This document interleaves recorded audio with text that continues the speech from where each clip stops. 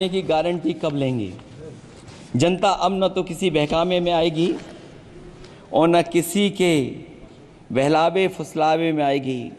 जो लोग कहते हैं कि अमृत काल की बात करने वाले, जनता का जागरण काल आ गया है। आज इस सदन में नए राजनीतिक जागरण के अनेक प्रतिनिधि बैठे हैं। अब जब पुनर्निर्माण, अब जब बात होगी तो सच्ची बात होगी और जनता को पूरी सच्चाई के साथ हम लोग अपनी जिम्मेदारी के साथ बात रखेंगे।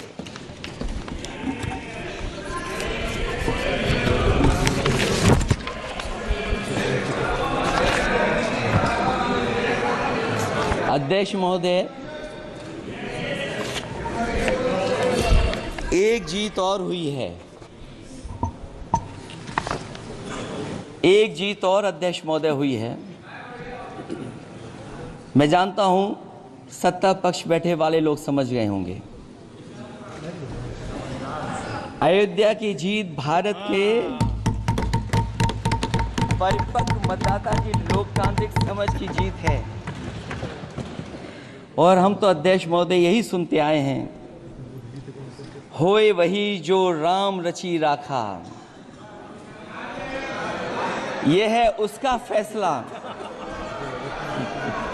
अध्यक्ष महोदय, होई वही जो राम रची राखा, यह है उसका फैसला जिसकी लाठी में नहीं होती आवाज। जो करते थे किसी को लाने का दावा, वो हैं खुद किसी के सहारे के लाचार।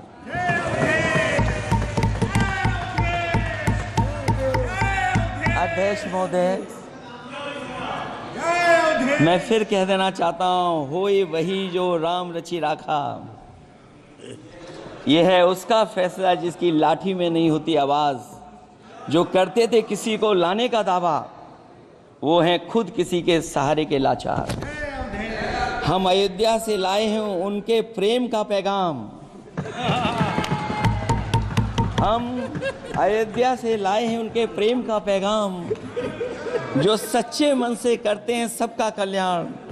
सदियों में जन जन गाता है जिनके गान, अभय दान देती जिनकी मंद मंद मुस्कान, मानवता के लिए उठता जिनका तीर कमान। अध्यक्ष महोदय, जो असत्य पर सत्य की जीत का है नाम, उफनती नदी पर जो बांधे मर्यादा के बांध, वो है अवध के राजा पुरुषोत्तम प्रभु राम। हम अयोध्या से लाए हैं उनके प्रेम का पैगाम।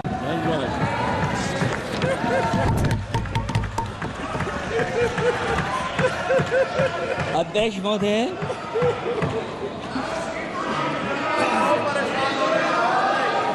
अध्यक्ष महोदय, कुछ बातें हैं।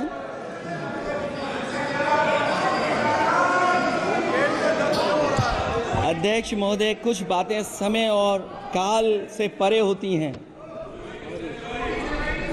इसलिए आज यहां उत्तर प्रदेश के सदन में पढ़ा गया एक शेर याद आ गया, जो तब सही था अब और सही साबित हो रहा है। इजाजत हो अध्यक्ष जी तो मैं अर्ज करूं। हजूरे आला आज तक खामोश बैठे इसी गम में,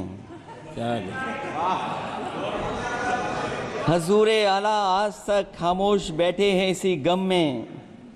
महफिल लूट ले गया कोई जबकि सजाई हमने। योगी जी के लिए, योगी जी के लिए।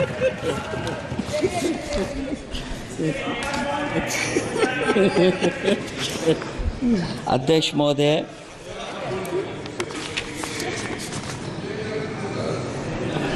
मैं मॉडल ऑफ कंडक्ट जब चुनाव हुआ, लागू हुआ, उस समय मैंने देखा कि कुछ लोगों पर मेहरबान रही सरकार और कमीशन भी। कई, मैं बहुत डिटेल में नहीं जाना चाहता हूं अध्यक्ष महोदय, लेकिन कहीं ना कहीं प्रश्न उस संस्था पे भी लगा है, और अगर उस संस्था पर प्रश्न लगा है तो लगाने वाली सरकार की वजह से लगा है। इसलिए अगर निष्पक्ष होगी वो संस्था तो न केवल हमारा लोकतंत्र स्वस्थ होगा बल्कि हमारे लोकतंत्र और मजबूत दुनिया में दिखाई देगा। अध्यक्ष महोदय, ईवीएम पे मुझे कल भी भरोसा नहीं था, आज भी नहीं भरोसा। मैं 80 के 80 सीट जीत जाऊं तब भी नहीं भरोसा। और मैंने अपने चुनाव में कहा था अध्यक्ष महोदय कि ईवीएम से जीत करके ईवीएम हटाने का काम करेंगे। न ईवीएम का मुद्दा मरा है न जाएगा खत्म। जब तक ईवीएम नहीं हटेगी हम समाजवादी लोग उस बात पर अड़ग रहेंगे। उत्तर प्रदेश अध्यक्ष महोदय वो प्रदेश है जिसने सरकार बीजेपी की बनवाई, एक बार नहीं 2 बार बनवाई। और उसी उत्तर प्रदेश के साथ कितना बड़ा भेदभाव, उत्तर प्रदेश के साथ बड़ा भेदभाव। मुझे याद है वो दिन जब प्रधानमंत्री जी एयरफोर्स के सबसे भारी वाहन हवाई जहाज से उतरे थे सड़क पर। वो अलग बात है कि उस प्रदेश के मुख्यमंत्री उनके साथ नहीं बैठ पाए थे, लेकिन वो एक्सप्रेस वे जो बना था और आज भी जो उत्तर प्रदेश में बन रहे हैं वो उत्तर प्रदेश के बजट से बन रहे हैं। लेकिन दिल्ली की तरफ से कोई एक्सप्रेस वे अभी नहीं दिया गया है। न केवल इंफ्रास्ट्रक्चर में भेदभाव हुआ है बल्कि हमें याद है कि प्रधानमंत्री जी ने बड़े पैमाने पे गांव गोद लिए थे। और सोचिए अगर देश के प्रधान सांसद अगर किसी गांव को गोद ले लें और उस गांव की तस्वीर न बदले तो शायद मैं नहीं समझता हूं कि किसी गांव की तस्वीर 10 साल में बदली होगी। मुझे वो गांव जिसको उन्होंने गोद लिया, जो प्रधानमंत्री जी की आदर्श योजना थी उसके तहत जो गोद लिया गया था गांव, वो 5 वर्ष पहले खूब शोर हुआ था कि बनारस शहर की तरह डोमरी में चमचमाने लगेगा एक गांव। हकीकत में कुछ नहीं हुआ। उसकी दुर्दशा वैसी की वैसी है, जैसे था गांव वैसे ही का वैसा है। टूटी सड़कें, कच्ची पगडंडियां, उखड़े और टूटे हुए ईंट के खंजे, बदहाल हैंडपंप, पावरलूम और पंखे के जाली के कारखाने को आखिर कब तक रफ्तार मिलेगी जो उस गांव में काम होता था, लोग करते थे। खाली पड़े रसोई गैस के सिलेंडर, अंधाधुंध बिजली कटौती के बीच इस गांव के लोगों को हर सुबह मजदूरी की कभी ना खत्म होने वाली तलाश आखिर कब पूरी होगी। तो सोचिए, एक गांव की तस्वीर ये है। जो गांव कभी गोद लिया गया था उस गांव की भी तस्वीर नहीं सुधर पाई है।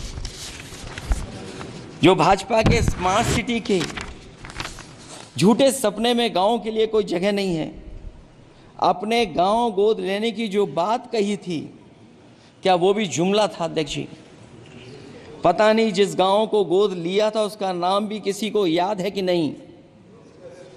मैं नाम पूछ करके किसी को शर्मिंदा नहीं करूंगा, क्योंकि अगर नाम याद है तो ये तो और भी बुरी बात है कि अपने नाम याद रखने के बावजूद भी कुछ नहीं किया।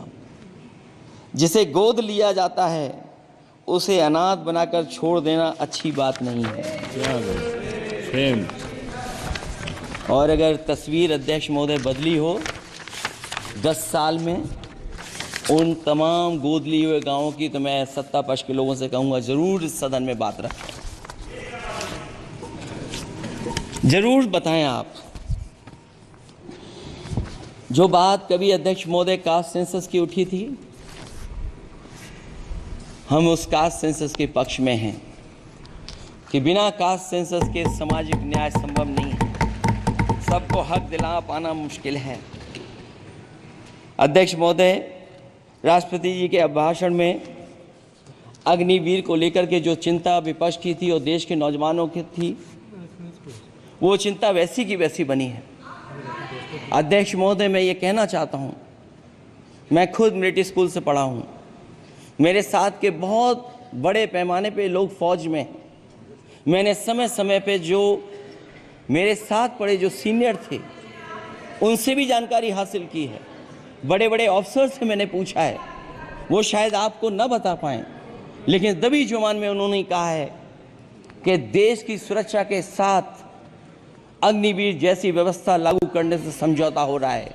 अध्यक्ष महोदय, किसी भी देश की सबसे बड़ी प्राथमिकता अगर कोई है तो वो देश की सीमाओं की सुरक्षा है। अग्निवीर जैसी व्यवस्था से कभी संभव नहीं है। अध्यक्ष महोदय, हम अग्निवीर व्यवस्था को कभी स्वीकार नहीं कर सकते हैं। आज नहीं कल, कल नहीं बाद में, जब कभी भी सत्ता में इंडिया गठबंधन आएगा, अग्निवीर व्यवस्था हमेशा हमेशा के लिए खत्म हो जाएगी। अध्यक्ष महोदय, जिन्होंने कहा कि हम आय किसानों की दोगुनी कर देंगे, आज किसान पूरा देश का देख रहा है कि उसकी आय कहां दोगुनी हो गई। और जिस तरह महंगाई बढ़ी है, सरकार बताए कि महंगाई इस बढ़ने पे उसकी आय कितनी होनी चाहिए। और जो इंफ्रास्ट्रक्चर की बड़ी बड़ी बातें की गई थी कि एमएसपी लागू करने के लिए एग्रीकल्चर सेक्टर का इंफ्रास्ट्रक्चर तैयार होगा, लेकिन जहां तक मैंने उत्तर प्रदेश में देखा है, अगर इस सरकार में एक भी नई मंडी बनी हो तो मुझे सरकार बता दे। अध्यक्ष महोदय, जो इंफ्रास्ट्रक्चर एग्रीकल्चर सेक्टर में बनाने की बड़ी बात कही थी, अगर सरकार की तरफ से एक भी मंडी 10 साल में बनी हो तो जरूर सरकार बताए। जो सरकार मंडी नहीं बना सकती है उस पर एमएसपी का भरोसा कैसे कर सकते हैं, जिन्होंने एमएसपी का भरोसा दिलाया था। हम अध्यक्ष महोदय आपके माध्यम से यही कहेंगे कि जो राष्ट्रपति के अभिभाषण में लीगल गारंटी एमएसपी को मिलनी चाहिए थी, वो क्रॉप्स को नहीं मिली है। न केवल फसलों को मिले बल्कि हॉर्टिकल्चर क्रॉप्स को भी एमएसपी देने का फैसला हो, जिससे कि हमारा किसान खुशहाल हो सके। साथ ही साथ ओपीएस की बात अभिभाषण में नहीं आई है। ओल्ड पेंशन स्कीम लागू हो, जिससे हमारे तमाम सरकारी कर्मचारियों का भविष्य बन सके। और देश की एक बड़ी आबादी, जहाँ से मैं चुन करके आता हूँ, उत्तर प्रदेश, जहाँ बुनकर, न केवल उत्तर प्रदेश बल्कि देश के कोने कोने में बुनकर समाज के लोग बड़े पैमाने पर रह रहे हैं, लेकिन बुनकरों को जो सुविधाएं मिलनी चाहिए वो भी इस सरकार में नहीं मिल पा रही हैं। जो प्रदेश सरकारों ने कभी बुनकरों के लिए योजनाएं चलाई थीं, वो भी अध्यक्ष महोदय बंद कर दी हैं। मैं अंत में इतना ही कहना चाहूँगा कि इस सरकार ने नौजवानों को नौकरी नहीं दी है, नौकरी और रोजगार उनसे छीने हैं, बहुत नौकरी छीनी है। इसलिए मैं कहना चाहता हूं अध्यक्ष जी, इसलिए मैं कहूँगा कि आपके राज में न नौकरी की उम्मीद है न रोजगार,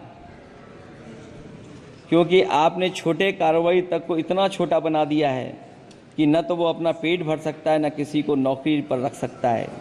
जो कुछ पद निकलते भी हैं तो उन पर लेटरल एंट्री के नाम से पिछले दरवाजे से कुछ खास संगी साथियों को रख लिया जाता है। आरक्षण का हक नॉट फाउंड सुटेबल के नाम पर हड़पा जा रहा है। और अध्यक्ष महोदय,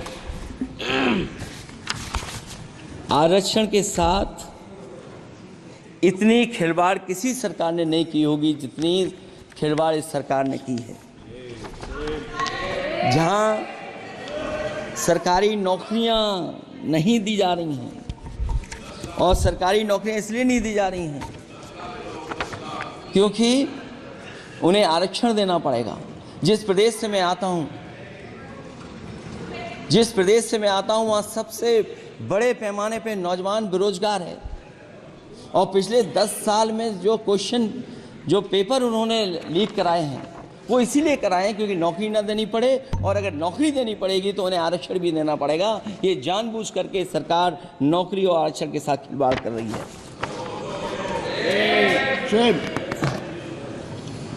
मैं अध्यक्ष महोदय अंत में इतना ही कहना चाहता हूं,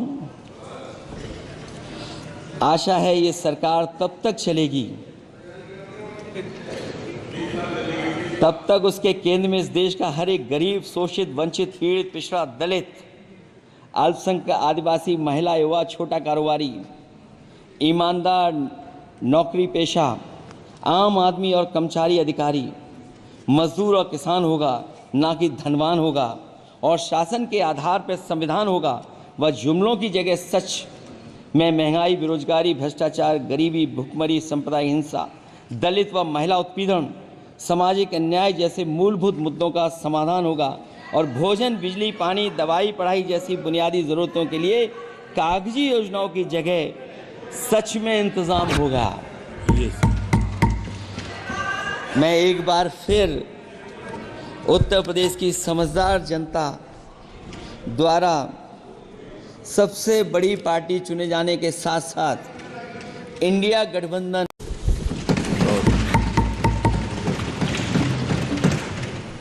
चुनाव के समय पर अध्यक्ष जी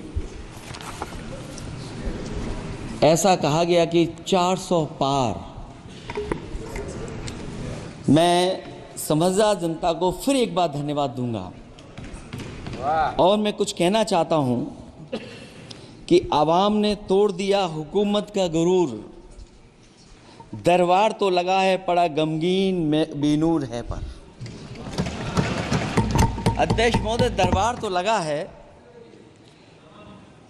पर बड़ा गमगीन बेनूर है। और पहली बार ऐसा लग रहा है हारी हुई सरकार विराजमान है। जनता कह रही है चलने वाली नहीं सरकार। अध्यक्ष महोदय, जनता कह रही है चलने वाली नहीं, ये गिरने वाली सरकार है। और क्योंकि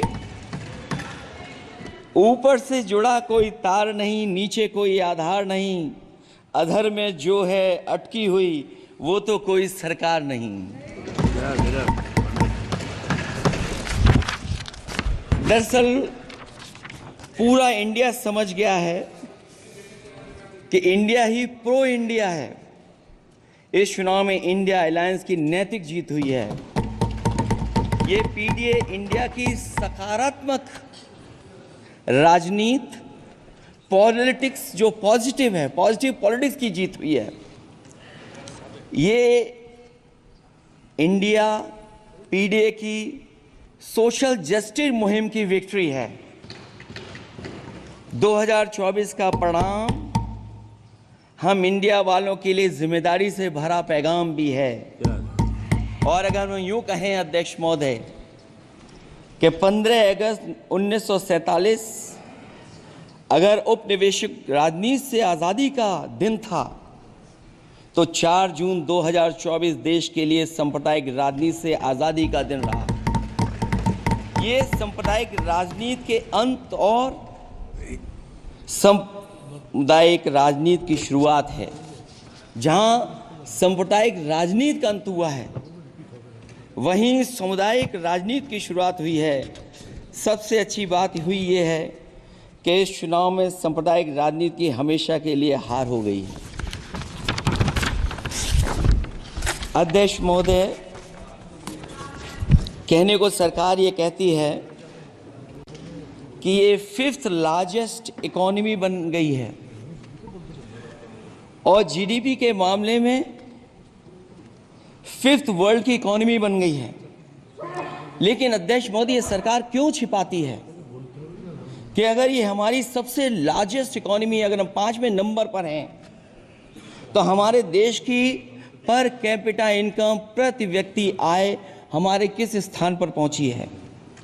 और हम लोगों ने तो अध्यक्ष महोदय देखा है कि अगर दिल्ली की सरकार ने कहा होगा कि $5 ट्रिलियन की इकोनॉमी बनेगी, तो जहां से प्रधानमंत्री जी चुन करके आते हैं वहाँ का प्रदेश के सरकार भी कह रही कि हम $1 ट्रिलियन इकोनॉमी बना लेंगे।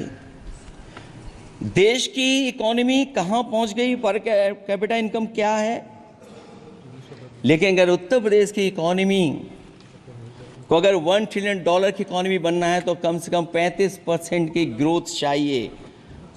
मुझे नहीं लगता है कि 35% की ग्रोथ उत्तर प्रदेश पा पाएगा।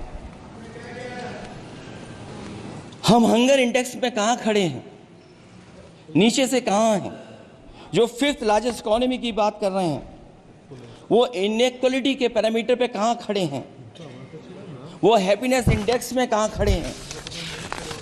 और जो लोग चुनाव को अपने तरीके से मोड़ते हैं, मैं उन्हें कहना चाहता हूं कि अध्यक्ष महोदय, इस चुनाव के परिणाम ने तोड़ने वाली राजनीति को तोड़ दिया है और जोड़ने वाली राजनीति की जीत हुई है। इस चुनाव में धन छल बल की नकारात्मक राजनीति की शिकस्त हुई है। ये चुनाव जो देश का हुआ, ये सकारात्मक राजनीति का नया दौर शुरू हुआ है। इस बार प्रो कॉन्स्टिट्यूशन वालों की जीत हुई है। हम मानते हैं संविधान ही संजीवनी है, उसी की जीत हुई है। ये संविधान मंथन में संविधान रक्षकों की जीत हुई है। अब ऊपर से नीचे की राजनीति का अंत हो गया है। अब नीचे से जो समाज की जो आवाज उठेगी वही राजनीति का आधार बनेगी। मैं कहना चाहता हूं कि देश किसी की व्यक्तिगत महत्वाकांक्षा से नहीं, जन आकांक्षा से चलेगा। मतलब अब मनमर्जी नहीं, जनमर्जी चलेगी। इस चुनाव का बड़ा पैगाम यही है।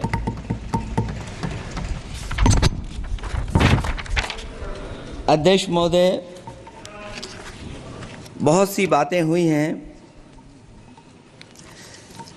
अगर उत्तर प्रदेश की बात न हो, क्योंकि अध्यक्ष महोदय सबसे बड़ा प्रदेश जहाँ है, उसने हर बार दूसरे दल को समर्थन देकर के सरकार बनाई। मैं उन्हीं लोगों से कहना चाहता हूं कि लोग क्यूटो की फोटो लेकर बनारस की गलियों से लेकर के गंगा जी तक ढूंढ रहे हैं। उनको लगता है जिस दिन मां गंगा साफ हो जाएंगी, शायद उस दिन कहीं क्यूटो उसकी गोद में कहीं मिल जाएगा। बनारसी लोग चाहते हैं कि कोई गंगा जी के भी तल में उतरकर उसका दर्द भी जाने। उत्तर प्रदेश की जनता का बस यही आग्रह है कि जिस गंगा जल को हाथ में लेकर सच कहने की कसम खाई जाती है, कम से कम उस गंगा जल से तो झूठ ना बोला जाए।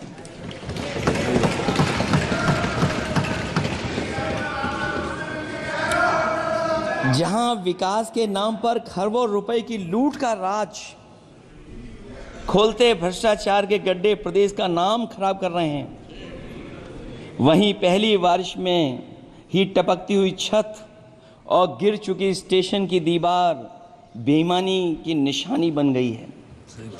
अध्यक्ष महोदय, विकास का ढिढोरा पीटने वाले इस विनाश की जिम्मेदारी कब लेंगे? और रही सच्चे विकास की बात, तो हमने जो सड़क बनाई उस पर हवाई जहाज उतरे थे और उत्तर प्रदेश की मुख्य नगरी में सड़कों पर नाव उतरी हैं, और अभी बारिश और हो जाएगी तो नाव से भी चलना पड़ेगा। यही स्मार्ट सिटी के जुमले का भी हाल है। न तो जाम से छुटकारा मिला, न बुनियादी सुविधाओं से कोई निजात मिली, न कोई बुनियादी सुविधाएं मिल पाई हैं। मुझे याद है अध्यक्ष महोदय, देश के प्रधान सांसद जी ने अनाथ पशुओं के बारे में बहुत कुछ कहा था। अनाथ पशुओं की समस्या से छुटकारा दिलवाने के लिए का वादा किया हुआ, लेकिन कई चुनाव बीत गए हैं, अभी तक गन्ने का भुगतान 2 हफ्ते का वचन जो दिया था, कहां दिया था? अब तो वचन देने वाले को भी याद नहीं है। हर बात को जुमला बना देने वाले लोगों के ऊपर से जनता का भरोसा उठ गया है। इसीलिए बहुमत की सरकार नहीं है, ये सहयोग से चलने वाली सरकार है। डबल इंजन के नाम पर उत्तर प्रदेश को टकराहट के सिवा कुछ हासिल नहीं हुआ है। उत्तर प्रदेश में प्रभुत्व की लड़ाई 2 लोगों को आपस में लड़ा रही है, लेकिन उसकी मार जनता को सता रही है। पिछले 10 सालों की उपलब्धि बस इतनी रही कि एक शिक्षा परीक्षा माफिया का जन्म हुआ। अध्यक्ष महोदय, जिस समय चुनाव में थे और उत्तर प्रदेश में वो हालात देखे हैं कि नौजवान जब भी तैयारी कर करके जाता था और परीक्षा दे करके लौटता था तो उसको पता लगता था कि पेपर लीक हो गया। और उत्तर प्रदेश में केवल एक पेपर लीक नहीं हुआ है, जितनी भी परीक्षाएं हुई हैं सब पेपर लीक हुए हैं। केवल उत्तर प्रदेश ही नहीं, मैं माननीय सांसद की तरफ से सुन रहा था कई ऐसे प्रदेश हैं जहां पर परीक्षाएं देने तो बच्चे गए लेकिन वहां भी पेपर लीक हो गया। और अभी जब 4 जून को रिजल्ट आया उसके बाद जो बात उठी है, देश की सबसे प्रेस्टिजियस परीक्षा उसका भी पेपर लीक हो गया। और आखिरकार ये पेपर लीक हो क्यों रहा है? सच्चाई तो ये है कि ये सरकार पेपर लीक इसलिए करा रही है कि सरकार नौकरी नहीं देना चाहती, रोजगार नहीं देना चाहती, उन नौजवानों का भविष्य नहीं बनने देना चाहती। पिछले 10 सालों की उपलब्धि बस इतनी रही है कि एक शिक्षा परीक्षा माफिया का जन्म हुआ है जिसने तथाकथित अमृतकाल में युवाओं के भविष्य की आशाओं को ही जहर दे दिया है। जो सरकार उम्मीद को मार दे वह न तो वर्तमान को सुधार सकती है न भविष्य को संभाल सकती है। सरकार आशा का प्रतीक होनी चाहिए, निराशा का नहीं। जनता चाहती कि हर समस्या के लिए बीते कल की को जिम्मेदार ठहराने के बहाने को सरकार छोड़े और आने वाले कल की बात करे। अगले 1000 साल के झूठे सपने दिखाने वाले अगले महीने होने वाली परीक्षाओं के लीक न होने की गारंटी कब लेंगे? जनता अब न तो किसी बहकावे में आएगी और न किसी के बहलावे फुसलावे में आएगी। जो लोग कहते हैं कि अमृतकाल की बात करने वाले जनता का जागरण काल आ गया है। आज इस सदन में नए राजनीतिक जागरण के अनेक प्रतिनिधि बैठे हैं। अब जब बात होगी तो सच्ची बात होगी और जनता को पूरी सच्चाई के साथ हम लोग अपनी जिम्मेदारी के साथ बात रखेंगे।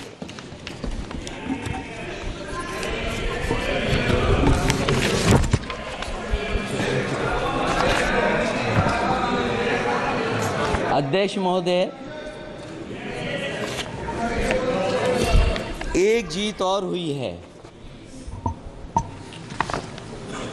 एक जीत और अध्यक्ष महोदय हुई है। मैं जानता हूं सत्ता पक्ष बैठे वाले लोग समझ गए होंगे। अयोध्या की जीत भारत के परिपक्व मतदाता की लोकतांत्रिक समझ की जीत है। और हम तो अध्यक्ष महोदय यही सुनते आए हैं, होए वही जो राम रची राखा, यह है उसका फैसला। अध्यक्ष महोदय, होई वही जो राम रची राखा, यह है उसका फैसला। जिसकी लाठी में नहीं होती आवाज, जो करते थे किसी को लाने का दावा, वो हैं खुद किसी के सहारे के लाचार।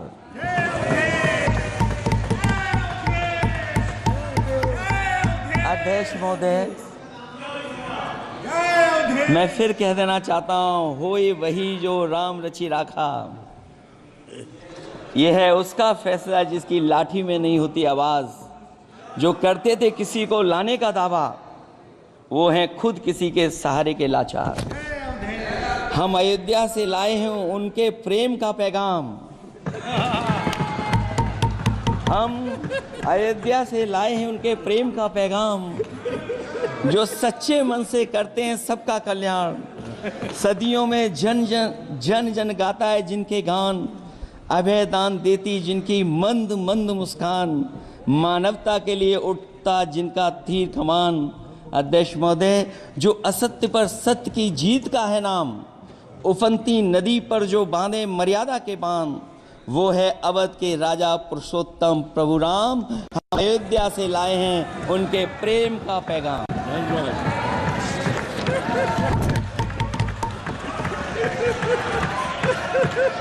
अध्यक्ष महोदय,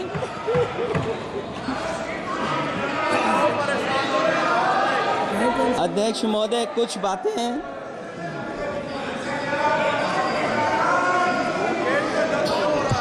अध्यक्ष महोदय, कुछ बातें समय और काल से परे होती हैं, इसलिए आज यहाँ उत्तर प्रदेश के सदन में पढ़ा गया एक शेर याद आ गया, जो तब सही था अब और सही साबित हो रहा है। इजाजत हो अध्यक्ष जी तो मैं अर्ज करूं। हजूरे आला आज तक खामोश बैठे इसी गम में। हजूरे आला आज तक खामोश बैठे हैं इसी गम में। महफिल लूट ले गया कोई जबकि सजाई हमने। योगी जी के लिए, योगी जी के लिए।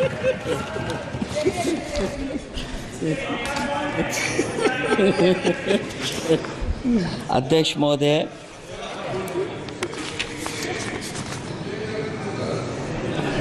मैं मॉडल ऑफ कंडक्ट जब चुनाव हुआ, लागू हुआ, उस समय मैंने देखा कि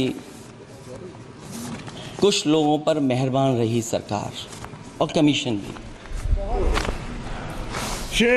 कई, मैं बहुत डिटेल में नहीं जाना चाहता हूं अध्यक्ष महोदय, लेकिन कहीं ना कहीं प्रश्न उस संस्था पे भी लगा है, और अगर उस संस्था पर प्रश्न लगा है तो लगाने वाली सरकार की वजह से लगा है। इसलिए अगर निष्पक्ष होगी वो संस्था तो न केवल हमारा लोकतंत्र स्वस्थ होगा, बल्कि हमारे लोकतंत्र और मजबूत दुनिया में दिखाई देगा। अध्यक्ष महोदय, ईवीएम पे मुझे कल भी भरोसा नहीं था, आज भी नहीं भरोसा।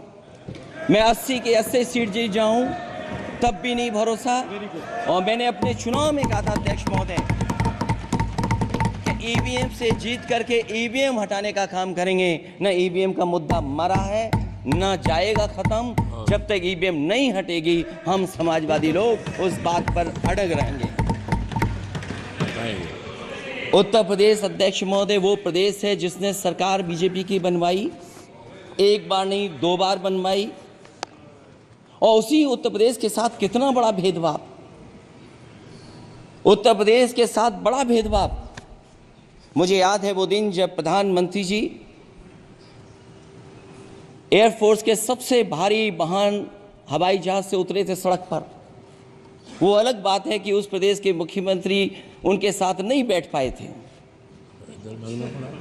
लेकिन वो एक्सप्रेस वे जो बना था और आज भी जो उत्तर प्रदेश में बन रहे हैं वो उत्तर प्रदेश के बजट से बन रहे हैं। लेकिन दिल्ली की तरफ से कोई एक्सप्रेस वे अभी नहीं दिया गया है। न केवल इंफ्रास्ट्रक्चर में भेदभाव हुआ है, बल्कि हमें याद है कि प्रधानमंत्री जी ने बड़े पैमाने पे गांव गोद लिए थे। और सोचिए, अगर देश के प्रधान सांसद अगर किसी गांव को गोद ले लें और उस गांव की तस्वीर न बदले, तो शायद मैं नहीं समझता हूं कि किसी गांव की तस्वीर 10 साल में बदली होगी। मुझे वो गांव जिसको उन्होंने गोद लिया, जो प्रधानमंत्री जी की आदर्श योजना थी उसके तहत जो गोद लिया गया था गांव, वो 5 वर्ष पहले खूब शोर हुआ था कि बनारस शहर की तरह डोमरी में चमचमाने लगेगा एक गांव। हकीकत में कुछ नहीं हुआ। उसकी दुर्दशा वैसी की वैसी है, जैसे था गांव वैसे ही का वैसा है।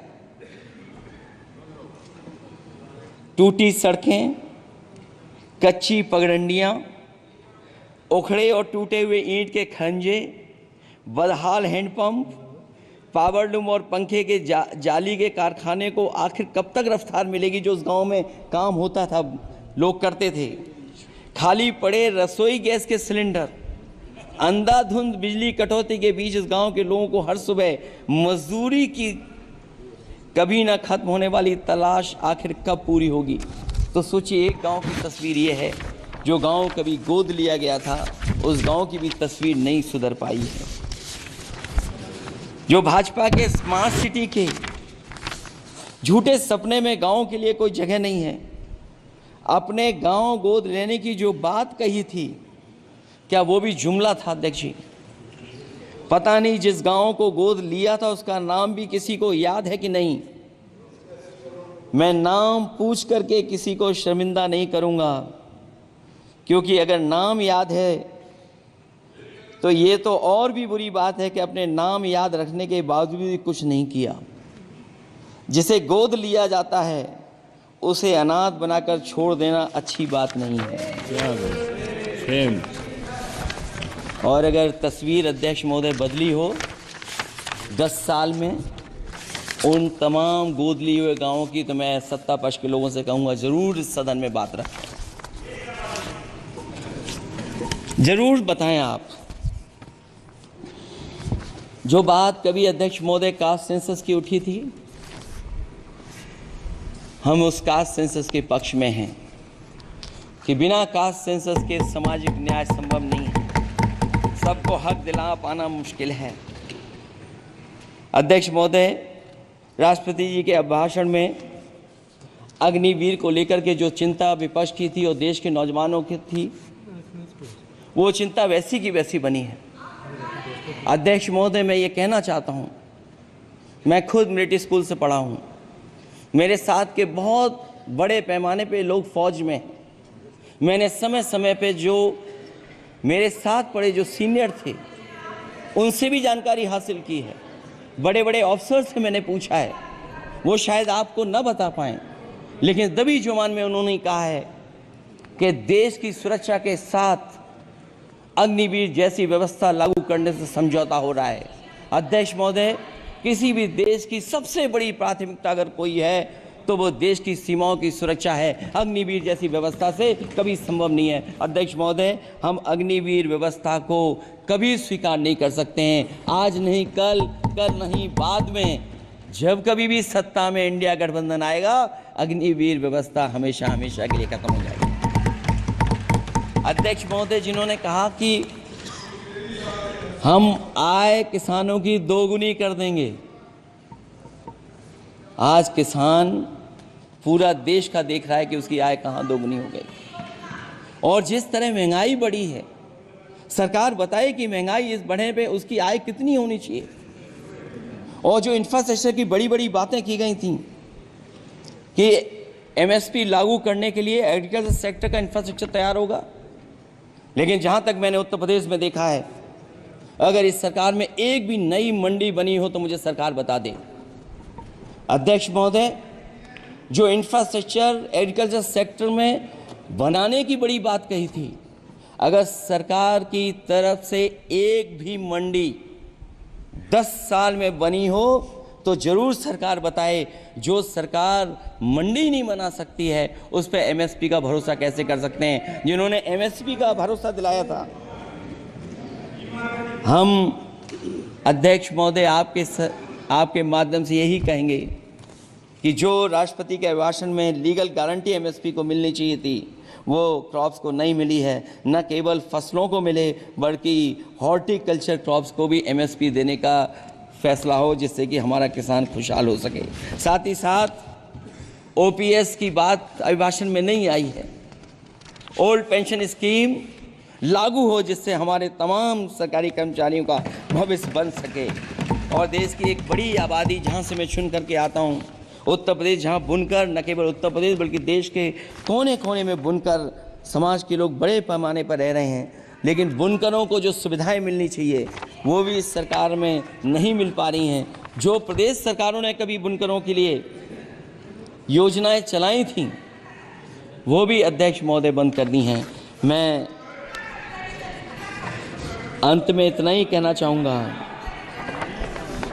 कि इस सरकार ने नौजवानों को नौकरी नहीं दी है, नौकरी और रोजगार उनसे छीने हैं, बहुत नौकरी छीनी है।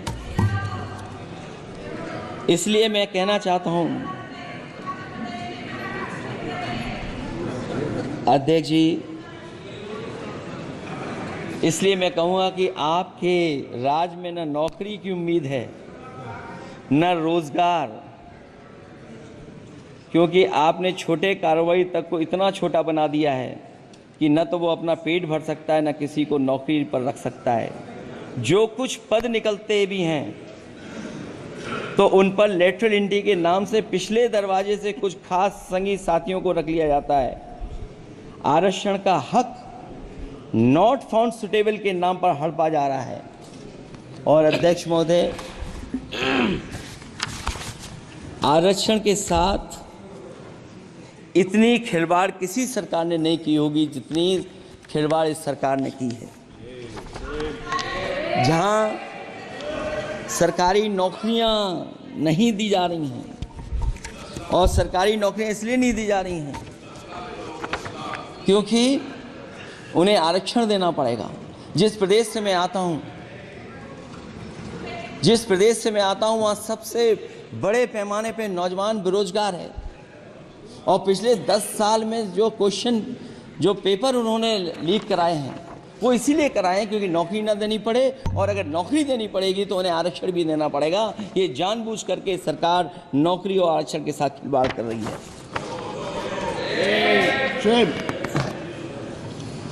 मैं अध्यक्ष महोदय अंत में इतना ही कहना चाहता हूं, आशा है ये सरकार तब तक चलेगी तब तक उसके केंद्र में इस देश का हर एक गरीब, शोषित, वंचित, पीड़ित, पिछड़ा, दलित, अल्पसंख्यक, आदिवासी, महिला, युवा, छोटा कारोबारी, ईमानदार, नौकरी पेशा, आम आदमी और कर्मचारी अधिकारी, मजदूर और किसान होगा, ना कि धनवान होगा। और शासन के आधार पर संविधान होगा। वह जुमलों की जगह सच में महंगाई, बेरोजगारी, भ्रष्टाचार, गरीबी, भुखमरी, सांप्रदायिक हिंसा, दलित व महिला उत्पीड़न, सामाजिक अन्याय जैसे मूलभूत मुद्दों का समाधान होगा। और भोजन, बिजली, पानी, दवाई, पढ़ाई जैसी बुनियादी ज़रूरतों के लिए कागजी योजनाओं की जगह सच में इंतज़ाम होगा। मैं एक बार फिर उत्तर प्रदेश की समझदार जनता द्वारा सबसे बड़ी पार्टी चुने जाने के साथ साथ इंडिया गठबंधन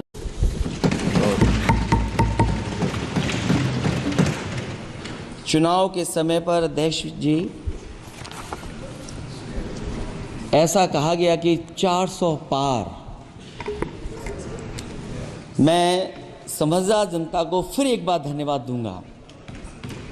और मैं कुछ कहना चाहता हूं कि आवाम ने तोड़ दिया हुकूमत का गुरूर, दरबार तो लगा है पड़ा गमगीन में बेनूर है पर। अध्यक्ष महोदय, दरबार तो लगा है पर बड़ा गमगीन बेनूर है। और पहली बार ऐसा लग रहा है हारी हुई सरकार विराजमान है। जनता कह रही है चलने वाली नहीं सरकार। अध्यक्ष महोदय, जनता कह रही है चलने वाली नहीं, ये गिरने वाली सरकार है। और क्योंकि ऊपर से जुड़ा कोई तार नहीं, नीचे कोई आधार नहीं, अधर में जो है अटकी हुई वो तो कोई सरकार नहीं। दरअसल पूरा इंडिया समझ गया है कि इंडिया ही प्रो इंडिया है। इस चुनाव में इंडिया अलायंस की नैतिक जीत हुई है।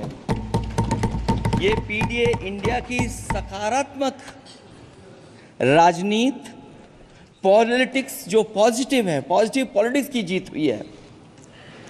ये इंडिया पीडीए की सोशल जस्टिस मुहिम की विक्ट्री है। 2024 का परिणाम हम इंडिया वालों के लिए जिम्मेदारी से भरा पैगाम भी है। और अगर हम यूं कहें अध्यक्ष महोदय कि 15 अगस्त 1947 अगर उपनिवेशिक राजनीति से आज़ादी का दिन था तो 4 जून 2024 देश के लिए सांप्रदायिक राजनीति से आज़ादी का दिन रहा। ये सांप्रदायिक राजनीति के अंत और सामुदायिक राजनीति की शुरुआत है। जहां सांप्रदायिक राजनीति का अंत हुआ है, वहीं सामुदायिक राजनीति की शुरुआत हुई है। सबसे अच्छी बात हुई ये है कि इस चुनाव में सांप्रदायिक राजनीति की हमेशा के लिए हार हो गई है। अध्यक्ष महोदय, कहने को सरकार ये कहती है कि ये 5th लार्जेस्ट इकोनॉमी बन गई है और जीडीपी के मामले में 5th वर्ल्ड की इकोनॉमी बन गई है। लेकिन अध्यक्ष महोदय, ये सरकार क्यों छिपाती है कि अगर ये हमारी सबसे लार्जेस्ट इकोनॉमी, अगर हम 5वें नंबर पर हैं, तो हमारे देश की पर कैपिटा इनकम, प्रति व्यक्ति आय हमारे किस स्थान पर पहुंची है। और हम लोगों ने तो अध्यक्ष महोदय देखा है कि अगर दिल्ली की सरकार ने कहा होगा कि $5 ट्रिलियन की इकोनॉमी बनेगी, तो जहां से प्रधानमंत्री जी चुन करके आते हैं, वहाँ का प्रदेश के सरकार भी कह रहे कि हम $1 ट्रिलियन इकोनॉमी बना लेंगे। देश की इकोनॉमी कहाँ पहुँच गई, पर कैपिटा इनकम क्या है। लेकिन अगर उत्तर प्रदेश की इकोनॉमी को अगर $1 ट्रिलियन की इकोनॉमी बनना है, तो कम से कम 35% की ग्रोथ चाहिए। मुझे नहीं लगता है कि 35% की ग्रोथ उत्तर प्रदेश पा पाएगा। हम हंगर इंडेक्स में कहाँ खड़े हैं, नीचे से कहाँ हैं। जो 5th लार्जेस्ट इकोनॉमी की बात कर रहे हैं, वो इनइक्वालिटी के पैरामीटर पे कहाँ खड़े हैं, वो हैप्पीनेस इंडेक्स में कहाँ खड़े हैं। और जो लोग चुनाव को अपने तरीके से मोड़ते हैं, मैं उन्हें कहना चाहता हूं कि अध्यक्ष महोदय, इस चुनाव के परिणाम ने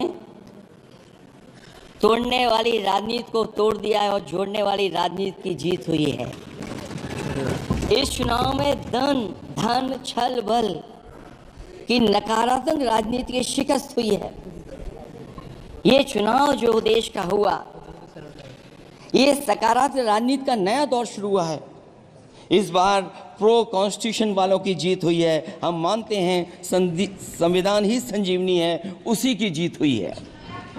ये संविधान मंथन में संविधान रक्षकों की जीत हुई है। अब ऊपर से नीचे की राजनीति का अंत हो गया है। अब नीचे से जो समाज की जो आवाज़ उठेगी, वही राजनीति का आधार बनेगी। मैं कहना चाहता हूं कि देश किसी की व्यक्तिगत महत्वाकांक्षा से नहीं, जन आकांक्षा से चलेगा। मतलब अब मनमर्जी नहीं, जनमर्जी चलेगी। इस चुनाव का बड़ा पैगाम यही है।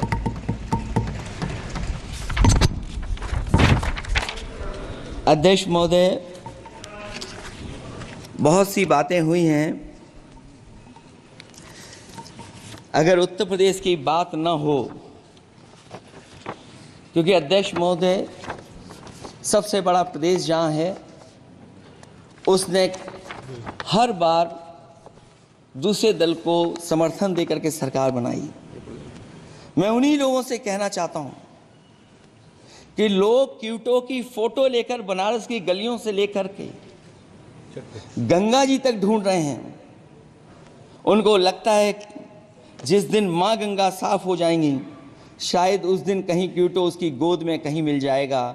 बनारसी लोग चाहते हैं कि कोई गंगा जी के भी तल में उतरकर उसका दर्द भी जाने। उत्तर प्रदेश की जनता का बस यही आग्रह है कि जिस गंगा जल को हाथ में लेकर सच कहने की कसम खाई जाती है, कम से कम उस गंगा जल से तो झूठ ना बोला जाए।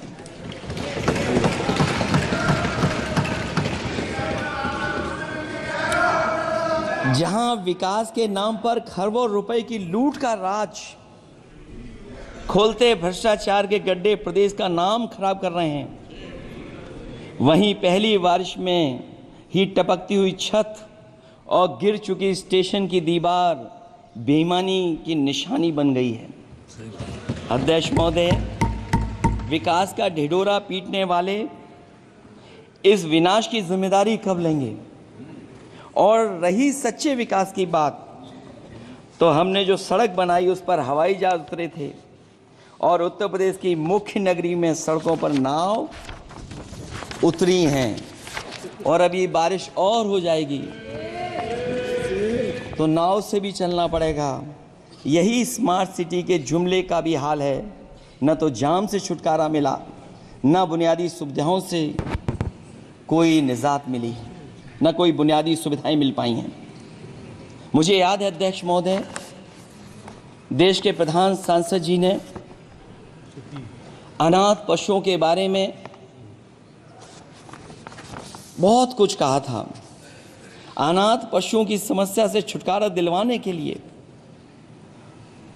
का वादा किया हुआ, लेकिन कई चुनाव बीत गए हैं, अभी तक गन्ने का भुगतान 2 हफ्ते का वचन जो दिया था,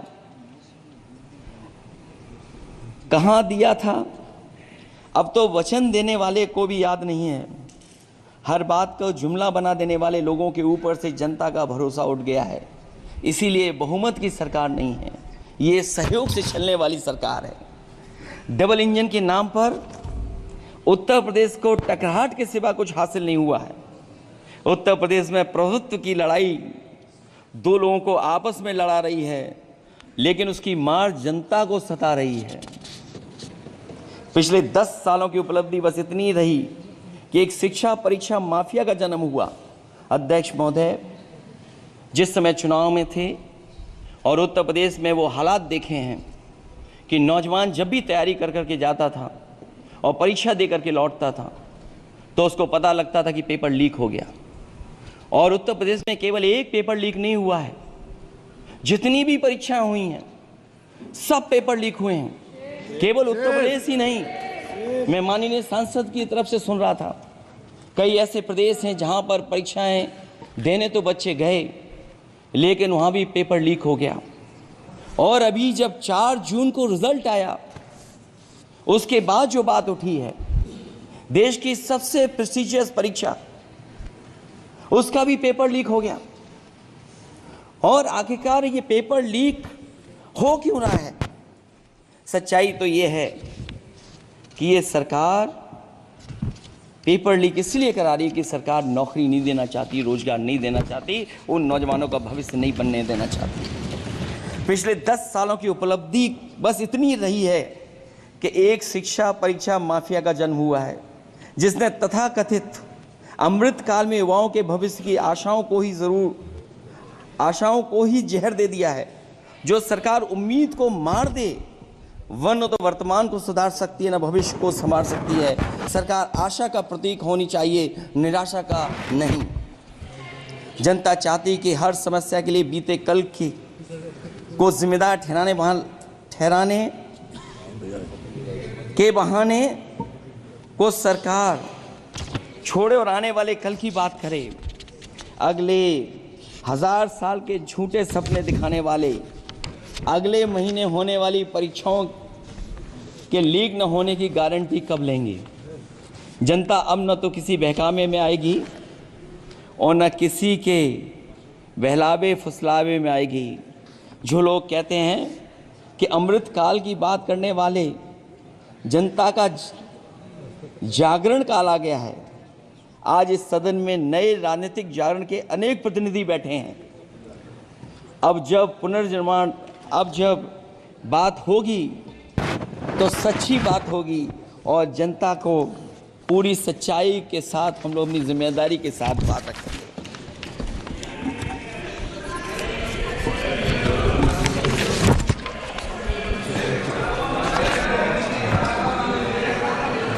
अध्यक्ष महोदय, एक जीत और हुई है,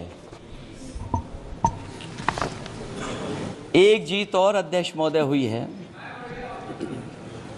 मैं जानता हूं सत्ता पक्ष बैठे वाले लोग समझ गए होंगे। अयोध्या की जीत भारत के परिपक्व मतदाता की लोकतांत्रिक समझ की जीत है। और हम तो अध्यक्ष महोदय यही सुनते आए हैं, होए वही जो राम रची राखा, यह है उसका फैसला। अध्यक्ष महोदय, होई वही जो राम रची राखा, यह है उसका फैसला, जिसकी लाठी में नहीं होती आवाज, जो करते थे किसी को लाने का दावा, वो हैं खुद किसी के सहारे के लाचार।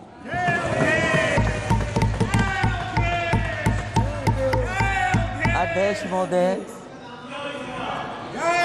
मैं फिर कह देना चाहता हूं, होए वही जो राम रची राखा, यह है उसका फैसला, जिसकी लाठी में नहीं होती आवाज, जो करते थे किसी को लाने का दावा, वो हैं खुद किसी के सहारे के लाचार।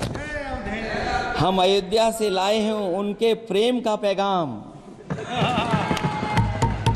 हम अयोध्या से लाए हैं उनके प्रेम का पैगाम, जो सच्चे मन से करते हैं सबका कल्याण। सदियों में जन जन गाता है जिनके गान, अभय दान देती जिनकी मंद मंद मुस्कान, मानवता के लिए उठता जिनका तीर कमान। अध्यक्ष महोदय, जो असत्य पर सत्य की जीत का है नाम, उफनती नदी पर जो बांधे मर्यादा के बांध, वो है अवध के राजा पुरुषोत्तम प्रभु राम। हम अयोध्या से लाए हैं उनके प्रेम का पैगाम।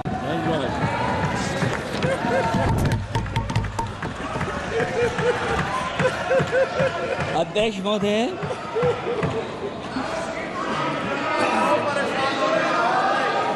अध्यक्ष महोदय, कुछ बातें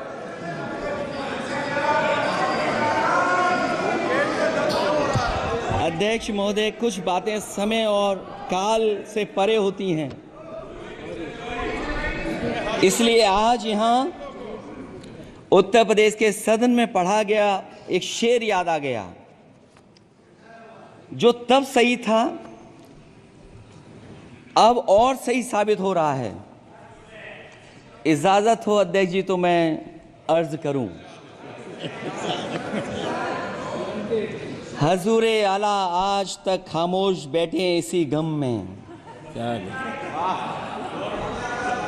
हजूरे आला आज तक खामोश बैठे हैं इसी गम में, महफिल लूट ले गया कोई जबकि सजाई हमने। योगी जी के लिए, योगी जी के लिए।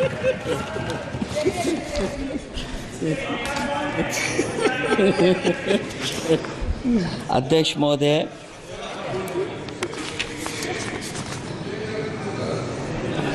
मैं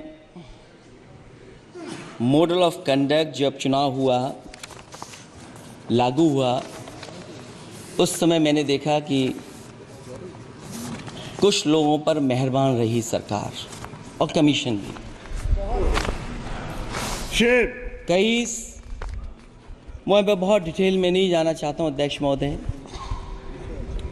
लेकिन कहीं ना कहीं प्रश्न उस संस्था पे भी लगा है, और अगर उस संस्था पर प्रश्न लगा है तो लगाने वाली सरकार की वजह से लगा है। इसलिए अगर निष्पक्ष होगी वो संस्था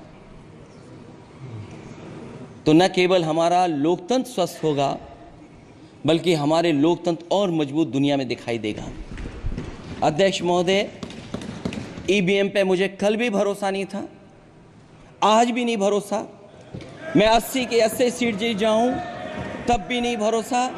और मैंने अपने चुनाव में कहा था अध्यक्ष महोदय कि ईवीएम से जीत करके ईवीएम हटाने का काम करेंगे। न ईवीएम का मुद्दा मरा है, न जाएगा खत्म। जब तक ईवीएम नहीं हटेगी हम समाजवादी लोग उस बात पर अड़ग रहेंगे। उत्तर प्रदेश अध्यक्ष महोदय वो प्रदेश है जिसने सरकार बीजेपी की बनवाई, एक बार नहीं 2 बार बनवाई, और उसी उत्तर प्रदेश के साथ कितना बड़ा भेदभाव, उत्तर प्रदेश के साथ बड़ा भेदभाव। मुझे याद है वो दिन जब प्रधानमंत्री जी एयरफोर्स के सबसे भारी वाहन हवाई जहाज से उतरे थे सड़क पर। वो अलग बात है कि उस प्रदेश के मुख्यमंत्री उनके साथ नहीं बैठ पाए थे, लेकिन वो एक्सप्रेस वे जो बना था और आज भी जो उत्तर प्रदेश में बन रहे हैं वो उत्तर प्रदेश के बजट से बन रहे हैं। लेकिन दिल्ली की तरफ से कोई एक्सप्रेसवे अभी नहीं दिया गया है। न केवल इंफ्रास्ट्रक्चर में भेदभाव हुआ है, बल्कि हमें याद है कि प्रधानमंत्री जी ने बड़े पैमाने पे गांव गोद लिए थे। और सोचिए, अगर देश के प्रधान सांसद अगर किसी गांव को गोद ले लें और उस गांव की तस्वीर न बदले, तो शायद मैं नहीं समझता हूं कि किसी गांव की तस्वीर 10 साल में बदली होगी। मुझे वो गांव जिसको उन्होंने गोद लिया, जो प्रधानमंत्री जी की आदर्श योजना थी उसके तहत जो गोद लिया गया था गांव, वो 5 वर्ष पहले खूब शोर हुआ था कि बनारस शहर की तरह डोमरी में चमचमाने लगेगा एक गांव।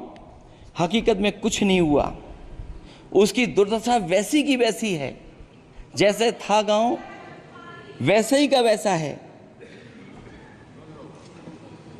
टूटी सड़कें, कच्ची पगडंडियां, उखड़े और टूटे हुए ईंट के खंजे, बदहाल हैंडपंप, पावरलूम और पंखे के जाली के कारखाने को आखिर कब तक रफ्तार मिलेगी जो उस गांव में काम होता था, लोग करते थे।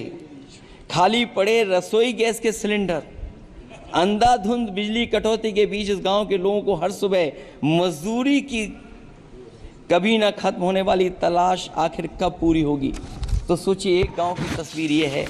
जो गांव कभी गोद लिया गया था, उस गांव की भी तस्वीर नहीं सुधर पाई है। जो भाजपा के स्मार्ट सिटी के झूठे सपने में गांव के लिए कोई जगह नहीं है। अपने गांव गोद लेने की जो बात कही थी, क्या वो भी जुमला था अध्यक्ष जी? पता नहीं जिस गांव को गोद लिया था उसका नाम भी किसी को याद है कि नहीं। मैं नाम पूछ करके किसी को शर्मिंदा नहीं करूंगा, क्योंकि अगर नाम याद है तो ये तो और भी बुरी बात है कि अपने नाम याद रखने के बावजूद भी कुछ नहीं किया। जिसे गोद लिया जाता है उसे अनाथ बनाकर छोड़ देना अच्छी बात नहीं है। और अगर तस्वीर अध्यक्ष महोदय बदली हो 10 साल में उन तमाम गोद लिए हुए गांवों की, तो मैं सत्ता पक्ष के लोगों से कहूंगा जरूर इस सदन में बात रखें, जरूर बताएं आप। जो बात कभी अध्यक्ष महोदय कास्ट सेंसस की उठी थी, हम उस कास्ट सेंसस के पक्ष में हैं कि बिना कास्ट सेंसस के सामाजिक न्याय संभव नहीं है। सबको हक दिला पाना मुश्किल है। अध्यक्ष महोदय, राष्ट्रपति जी के अभिभाषण में अग्निवीर को लेकर के जो चिंता विपक्ष की थी और देश के नौजवानों की थी, वो चिंता वैसी की वैसी बनी है। अध्यक्ष महोदय, मैं ये कहना चाहता हूँ, मैं खुद मिलिट्री स्कूल से पढ़ा हूँ। मेरे साथ के बहुत बड़े पैमाने पे लोग फौज में हैं। मैंने समय समय पे जो मेरे साथ पढ़े जो सीनियर थे उनसे भी जानकारी हासिल की है। बड़े बड़े ऑफिसर से मैंने पूछा है, वो शायद आपको न बता पाएँ, लेकिन दबी जुबान में उन्होंने कहा है कि देश की सुरक्षा के साथ अग्निवीर जैसी व्यवस्था लागू करने से समझौता हो रहा है। अध्यक्ष महोदय, किसी भी देश की सबसे बड़ी प्राथमिकता अगर कोई है तो वो देश की सीमाओं की सुरक्षा है। अग्निवीर जैसी व्यवस्था से कभी संभव नहीं है। अध्यक्ष महोदय, हम अग्निवीर व्यवस्था को कभी स्वीकार नहीं कर सकते हैं। आज नहीं कल, कल नहीं बाद में, जब कभी भी सत्ता में इंडिया गठबंधन आएगा, अग्निवीर व्यवस्था हमेशा हमेशा के लिए खत्म हो जाएगी। अध्यक्ष महोदय, जिन्होंने कहा कि हम आय किसानों की दोगुनी कर देंगे, आज किसान पूरा देश का देख रहा है कि उसकी आय कहाँ दोगुनी हो गई। और जिस तरह महंगाई बढ़ी है, सरकार बताए कि महंगाई इस बढ़ने पे उसकी आय कितनी होनी चाहिए। और जो इंफ्रास्ट्रक्चर की बड़ी बड़ी बातें की गई थी कि एमएसपी लागू करने के लिए एग्रीकल्चर सेक्टर का इंफ्रास्ट्रक्चर तैयार होगा, लेकिन जहाँ तक मैंने उत्तर प्रदेश में देखा है, अगर इस सरकार में एक भी नई मंडी बनी हो तो मुझे सरकार बता दे। अध्यक्ष महोदय, जो इंफ्रास्ट्रक्चर एग्रीकल्चर सेक्टर में बनाने की बड़ी बात कही थी, अगर सरकार की तरफ से एक भी मंडी 10 साल में बनी हो तो जरूर सरकार बताए। जो सरकार मंडी नहीं बना सकती है उस पर एमएसपी का भरोसा कैसे कर सकते हैं, जिन्होंने एमएसपी का भरोसा दिलाया था। हम अध्यक्ष महोदय आपके माध्यम से यही कहेंगे कि जो राष्ट्रपति के अभिभाषण में लीगल गारंटी एमएसपी को मिलनी चाहिए थी वो क्रॉप्स को नहीं मिली है। न केवल फसलों को मिले बल्कि हॉर्टिकल्चर क्रॉप्स को भी एमएसपी देने का फैसला हो, जिससे कि हमारा किसान खुशहाल हो सके। साथ ही साथ ओपीएस की बात अभिभाषण में नहीं आई है। ओल्ड पेंशन स्कीम लागू हो जिससे हमारे तमाम सरकारी कर्मचारियों का भविष्य बन सके। और देश की एक बड़ी आबादी जहाँ से मैं चुन करके आता हूँ, उत्तर प्रदेश, जहाँ बुनकर न केवल उत्तर प्रदेश बल्कि देश के कोने कोने में बुनकर समाज के लोग बड़े पैमाने पर रह रहे हैं, लेकिन बुनकरों को जो सुविधाएं मिलनी चाहिए वो भी इस सरकार में नहीं मिल पा रही हैं। जो प्रदेश सरकारों ने कभी बुनकरों के लिए योजनाएं चलाई थीं वो भी अध्यक्ष महोदय बंद कर दी हैं। मैं अंत में इतना ही कहना चाहूँगा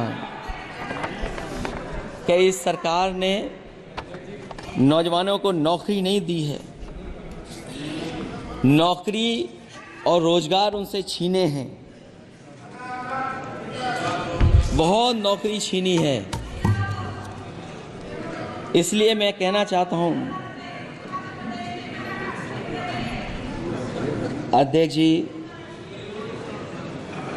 इसलिए मैं कहूँगा कि आपके राज में न नौकरी की उम्मीद है न रोजगार,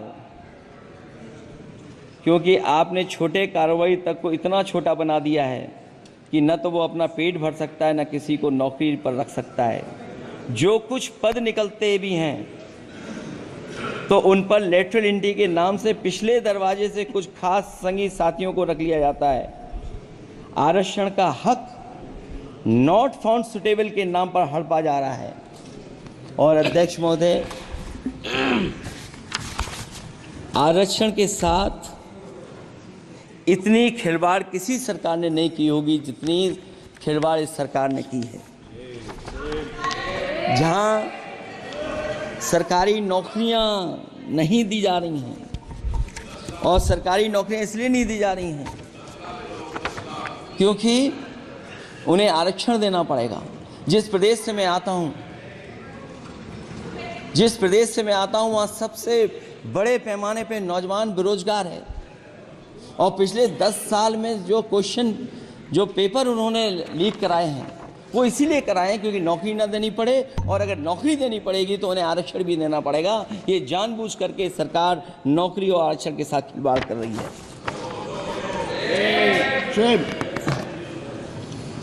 मैं अध्यक्ष महोदय अंत में इतना ही कहना चाहता हूं, आशा है ये सरकार तब तक चलेगी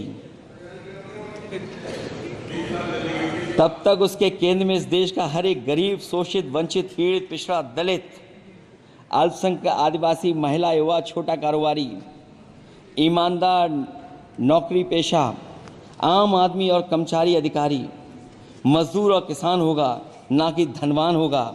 और शासन के आधार पर संविधान होगा।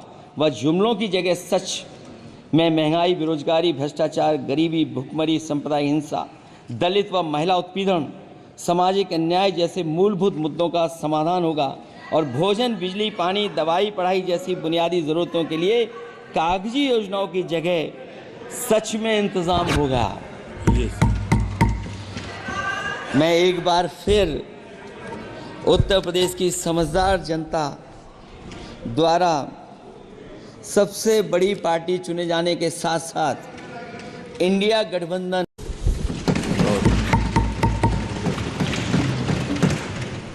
चुनाव के समय पर अध्यक्ष जी ऐसा कहा गया कि 400 पार। मैं समझदार जनता को फिर एक बार धन्यवाद दूंगा। और मैं कुछ कहना चाहता हूं कि आवाम ने तोड़ दिया हुकूमत का गुरूर, दरबार तो लगा है पड़ा गमगीन में बेनूर है पर।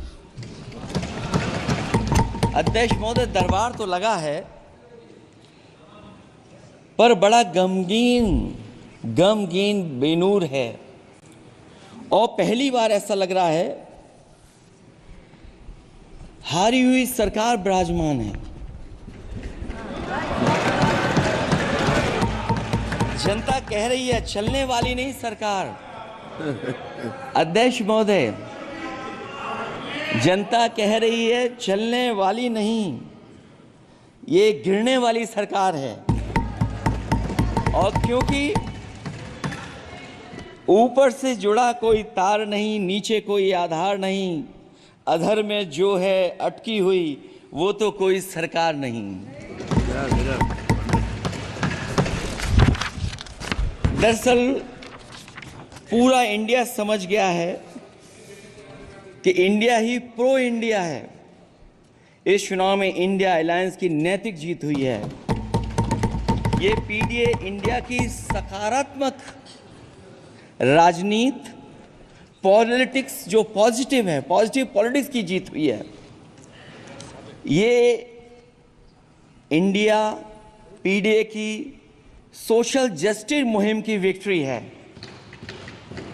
2024 का परिणाम हम इंडिया वालों के लिए जिम्मेदारी से भरा पैगाम भी है। और अगर हम यूं कहें अध्यक्ष महोदय कि 15 अगस्त 1947 अगर उपनिवेशिक राजनीति से आज़ादी का दिन था तो 4 जून 2024 देश के लिए सांप्रदायिक राजनीति से आज़ादी का दिन रहा। ये सांप्रदायिक राजनीति के अंत और सामुदायिक राजनीति की शुरुआत है। जहां सांप्रदायिक राजनीति का अंत हुआ है वहीं सामुदायिक राजनीति की शुरुआत हुई है। सबसे अच्छी बात हुई ये है कि इस चुनाव में सांप्रदायिक राजनीति की हमेशा के लिए हार हो गई है। अध्यक्ष महोदय, कहने को सरकार ये कहती है कि ये 5th लार्जेस्ट इकोनॉमी बन गई है और जीडीपी के मामले में 5th वर्ल्ड की इकोनॉमी बन गई है। लेकिन अध्यक्ष मोदी, ये सरकार क्यों छिपाती है कि अगर ये हमारी सबसे लार्जेस्ट इकोनॉमी, अगर हम 5वें नंबर पर हैं, तो हमारे देश की पर कैपिटा इनकम, प्रति व्यक्ति आय हमारे किस स्थान पर पहुंची है। और हम लोगों ने तो अध्यक्ष महोदय देखा है कि अगर दिल्ली की सरकार ने कहा होगा कि $5 ट्रिलियन की इकोनॉमी बनेगी, तो जहां से प्रधानमंत्री जी चुन करके आते हैं वहाँ का प्रदेश के सरकार भी कह रही कि हम $1 ट्रिलियन इकोनॉमी बना लेंगे। देश की इकोनॉमी कहाँ पहुँच गई, पर कैपिटा इनकम क्या है। लेकिन अगर उत्तर प्रदेश की इकोनॉमी को अगर $1 ट्रिलियन की इकोनॉमी बनना है तो कम से कम 35% की ग्रोथ चाहिए। मुझे नहीं लगता है कि 35% की ग्रोथ उत्तर प्रदेश पा पाएगा। हम हंगर इंडेक्स में कहाँ खड़े हैं, नीचे से कहाँ हैं। जो 5th लार्जेस्ट इकोनॉमी की बात कर रहे हैं वो इनइक्वालिटी के पैरामीटर पे कहाँ खड़े हैं, वो हैप्पीनेस इंडेक्स में कहाँ खड़े हैं। और जो लोग चुनाव को अपने तरीके से मोड़ते हैं, मैं उन्हें कहना चाहता हूं कि अध्यक्ष महोदय, इस चुनाव के परिणाम ने तोड़ने वाली राजनीति को तोड़ दिया है और जोड़ने वाली राजनीति की जीत हुई है। इस चुनाव में धन छल बल की नकारात्मक राजनीति की शिकस्त हुई है। ये चुनाव जो देश का हुआ, ये सकारात्मक राजनीति का नया दौर शुरू हुआ है। इस बार प्रो कॉन्स्टिट्यूशन वालों की जीत हुई है। हम मानते हैं संविधान ही संजीवनी है, उसी की जीत हुई है। ये संविधान मंथन में संविधान रक्षकों की जीत हुई है। अब ऊपर से नीचे की राजनीति का अंत हो गया है। अब नीचे से जो समाज की जो आवाज़ उठेगी वही राजनीति का आधार बनेगी। मैं कहना चाहता हूं कि देश किसी की व्यक्तिगत महत्वाकांक्षा से नहीं, जन आकांक्षा से चलेगा, मतलब अब मनमर्जी नहीं जनमर्जी चलेगी। इस चुनाव का बड़ा पैगाम यही है।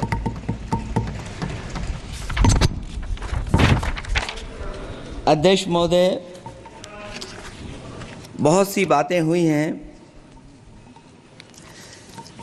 अगर उत्तर प्रदेश की बात न हो,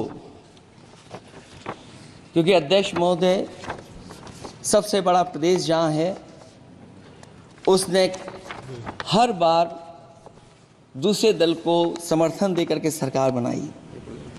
मैं उन्हीं लोगों से कहना चाहता हूँ कि लोग क्यूटो की फोटो लेकर बनारस की गलियों से लेकर के गंगा जी तक ढूंढ रहे हैं। उनको लगता है जिस दिन माँ गंगा साफ हो जाएंगी शायद उस दिन कहीं क्यूटो उसकी गोद में कहीं मिल जाएगा। बनारसी लोग चाहते हैं कि कोई गंगा जी के भी तल में उतरकर उसका दर्द भी जाने। उत्तर प्रदेश की जनता का बस यही आग्रह है कि जिस गंगा जल को हाथ में लेकर सच कहने की कसम खाई जाती है, कम से कम उस गंगा जल से तो झूठ ना बोला जाए।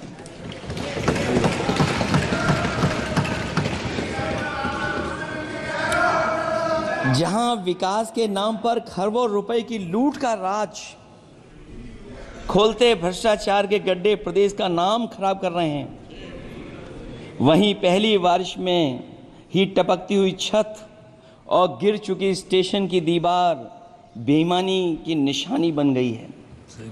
अध्यक्ष महोदय, विकास का ढिढोरा पीटने वाले इस विनाश की जिम्मेदारी कब लेंगे? और रही सच्चे विकास की बात, तो हमने जो सड़क बनाई उस पर हवाई जहाज उतरे थे और उत्तर प्रदेश की मुख्य नगरी में सड़कों पर नाव उतरी हैं और अभी बारिश और हो जाएगी तो नाव से भी चलना पड़ेगा। यही स्मार्ट सिटी के जुमले का भी हाल है। न तो जाम से छुटकारा मिला, न बुनियादी सुविधाओं से कोई निजात मिली, न कोई बुनियादी सुविधाएं मिल पाई हैं। मुझे याद है अध्यक्ष महोदय, देश के प्रधान सांसद जी ने अनाथ पशुओं के बारे में बहुत कुछ कहा था। अनाथ पशुओं की समस्या से छुटकारा दिलवाने के लिए का वादा किया हुआ, लेकिन कई चुनाव बीत गए हैं, अभी तक गन्ने का भुगतान 2 हफ्ते का वचन जो दिया था कहां दिया था? अब तो वचन देने वाले को भी याद नहीं है। हर बात को जुमला बना देने वाले लोगों के ऊपर से जनता का भरोसा उठ गया है। इसीलिए बहुमत की सरकार नहीं है, ये सहयोग से चलने वाली सरकार है। डबल इंजन के नाम पर उत्तर प्रदेश को टकराहट के सिवा कुछ हासिल नहीं हुआ है। उत्तर प्रदेश में प्रभुत्व की लड़ाई 2 लोगों को आपस में लड़ा रही है, लेकिन उसकी मार जनता को सता रही है। पिछले 10 सालों की उपलब्धि बस इतनी रही कि एक शिक्षा परीक्षा माफिया का जन्म हुआ। अध्यक्ष महोदय, जिस समय चुनाव में थे और उत्तर प्रदेश में वो हालात देखे हैं कि नौजवान जब भी तैयारी कर करके जाता था और परीक्षा दे करके लौटता था तो उसको पता लगता था कि पेपर लीक हो गया। और उत्तर प्रदेश में केवल एक पेपर लीक नहीं हुआ है, जितनी भी परीक्षाएं हुई हैं सब पेपर लीक हुए हैं। केवल उत्तर प्रदेश ही नहीं, मैं माननीय सांसद की तरफ से सुन रहा था, कई ऐसे प्रदेश हैं जहां पर परीक्षाएं देने तो बच्चे गए लेकिन वहां भी पेपर लीक हो गया। और अभी जब 4 जून को रिजल्ट आया उसके बाद जो बात उठी है, देश की सबसे प्रेस्टिजियस परीक्षा, उसका भी पेपर लीक हो गया। और आखिरकार ये पेपर लीक हो क्यों रहा है? सच्चाई तो ये है कि ये सरकार पेपर लीक इसलिए करा रही है कि सरकार नौकरी नहीं देना चाहती, रोजगार नहीं देना चाहती, उन नौजवानों का भविष्य नहीं बनने देना चाहती। पिछले 10 सालों की उपलब्धि बस इतनी रही है कि एक शिक्षा परीक्षा माफिया का जन्म हुआ है, जिसने तथाकथित अमृत काल में युवाओं के भविष्य की आशाओं को ही जहर दे दिया है जो सरकार उम्मीद को मार दे, वह न तो वर्तमान को सुधार सकती है, न भविष्य को संभाल सकती है। सरकार आशा का प्रतीक होनी चाहिए, निराशा का नहीं। जनता चाहती कि हर समस्या के लिए बीते कल की को जिम्मेदार ठहराने के बहाने को सरकार छोड़े और आने वाले कल की बात करे। अगले 1000 साल के झूठे सपने दिखाने वाले अगले महीने होने वाली परीक्षाओं के लीक न होने की गारंटी कब लेंगे? जनता अब न तो किसी बहकावे में आएगी और न किसी के बहलावे फुसलावे में आएगी। जो लोग कहते हैं कि अमृत काल की बात करने वाले जनता का जागरण काल आ गया है। आज इस सदन में नए राजनीतिक जागरण के अनेक प्रतिनिधि बैठे हैं। अब जब बात होगी तो सच्ची बात होगी और जनता को पूरी सच्चाई के साथ हम लोग अपनी जिम्मेदारी के साथ बात रखेंगे।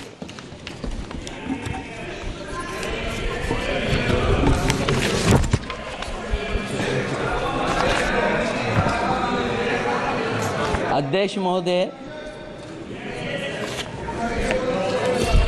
एक जीत और हुई है, एक जीत और अध्यक्ष महोदय हुई है। मैं जानता हूं सत्ता पक्ष बैठे वाले लोग समझ गए होंगे। अयोध्या की जीत भारत के परिपक्व मतदाता की लोकतांत्रिक समझ की जीत है और हम तो अध्यक्ष महोदय यही सुनते आए हैं, होए वही जो राम रची राखा। यह है उसका फैसला। अध्यक्ष महोदय, होई वही जो राम रची राखा, यह है उसका फैसला जिसकी लाठी में नहीं होती आवाज। जो करते थे किसी को लाने का दावा, वो हैं खुद किसी के सहारे के लाचार।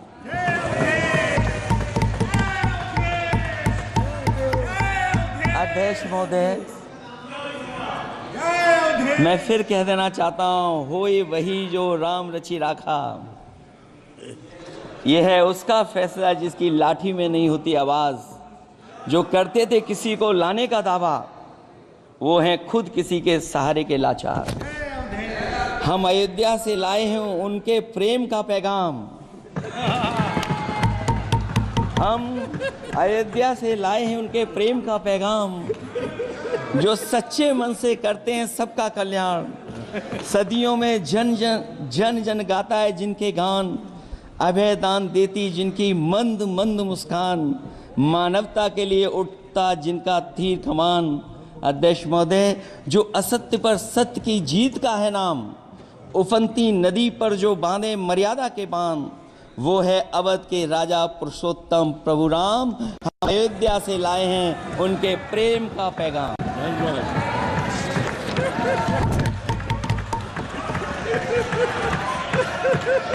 अध्यक्ष महोदय,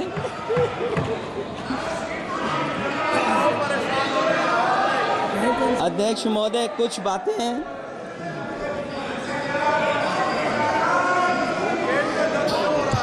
अध्यक्ष महोदय, कुछ बातें समय और काल से परे होती हैं।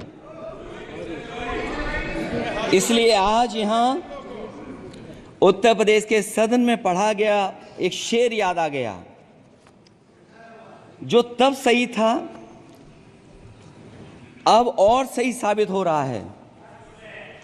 इजाजत हो अध्यक्ष जी तो मैं अर्ज करूं। हजूरे आला आज तक खामोश बैठे इसी गम में। हजूरे आला आज तक खामोश बैठे हैं इसी गम में। महफिल लूट ले गया कोई जबकि सजाई हमने। योगी जी के लिए, योगी जी के लिए।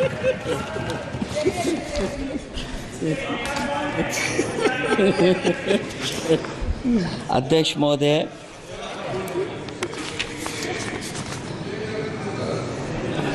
मैं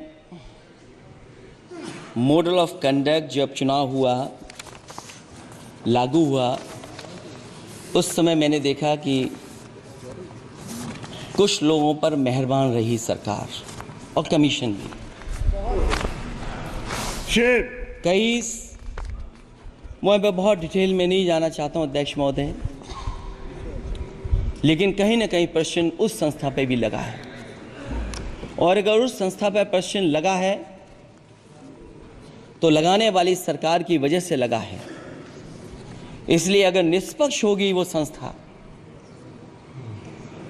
तो न केवल हमारा लोकतंत्र स्वस्थ होगा, बल्कि हमारे लोकतंत्र और मजबूत दुनिया में दिखाई देगा। अध्यक्ष महोदय, ईवीएम पे मुझे कल भी भरोसा नहीं था, आज भी नहीं भरोसा। मैं 80 के 80 सीट जीत जाऊं तब भी नहीं भरोसा। और मैंने अपने चुनाव में कहा था अध्यक्ष महोदय कि ईवीएम से जीत करके ईवीएम हटाने का काम करेंगे। न ईवीएम का मुद्दा मरा है, न जाएगा खत्म। जब तक ईवीएम नहीं हटेगी हम समाजवादी लोग उस बात पर अड़ग रहेंगे।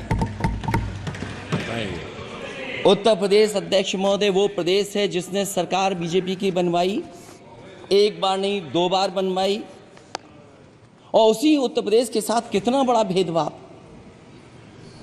उत्तर प्रदेश के साथ बड़ा भेदभाव। मुझे याद है वो दिन जब प्रधानमंत्री जी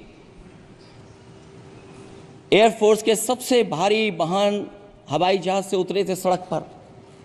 वो अलग बात है कि उस प्रदेश के मुख्यमंत्री उनके साथ नहीं बैठ पाए थे,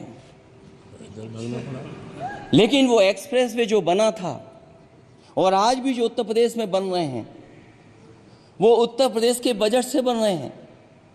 लेकिन दिल्ली की तरफ से कोई एक्सप्रेसवे अभी नहीं दिया गया है।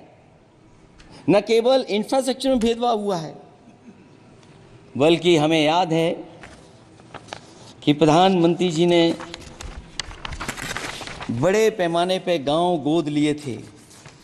और सोचिए, अगर देश के प्रधान सांसद अगर किसी गांव को गोद ले लें और उस गांव की तस्वीर न बदले, तो शायद मैं नहीं समझता हूं कि किसी गांव की तस्वीर 10 साल में बदली होगी। मुझे वो गांव जिसको उन्होंने गोद लिया, जो प्रधानमंत्री जी की आदर्श योजना थी उसके तहत जो गोद लिया गया था गांव, वो 5 वर्ष पहले खूब शोर हुआ था कि बनारस शहर की तरह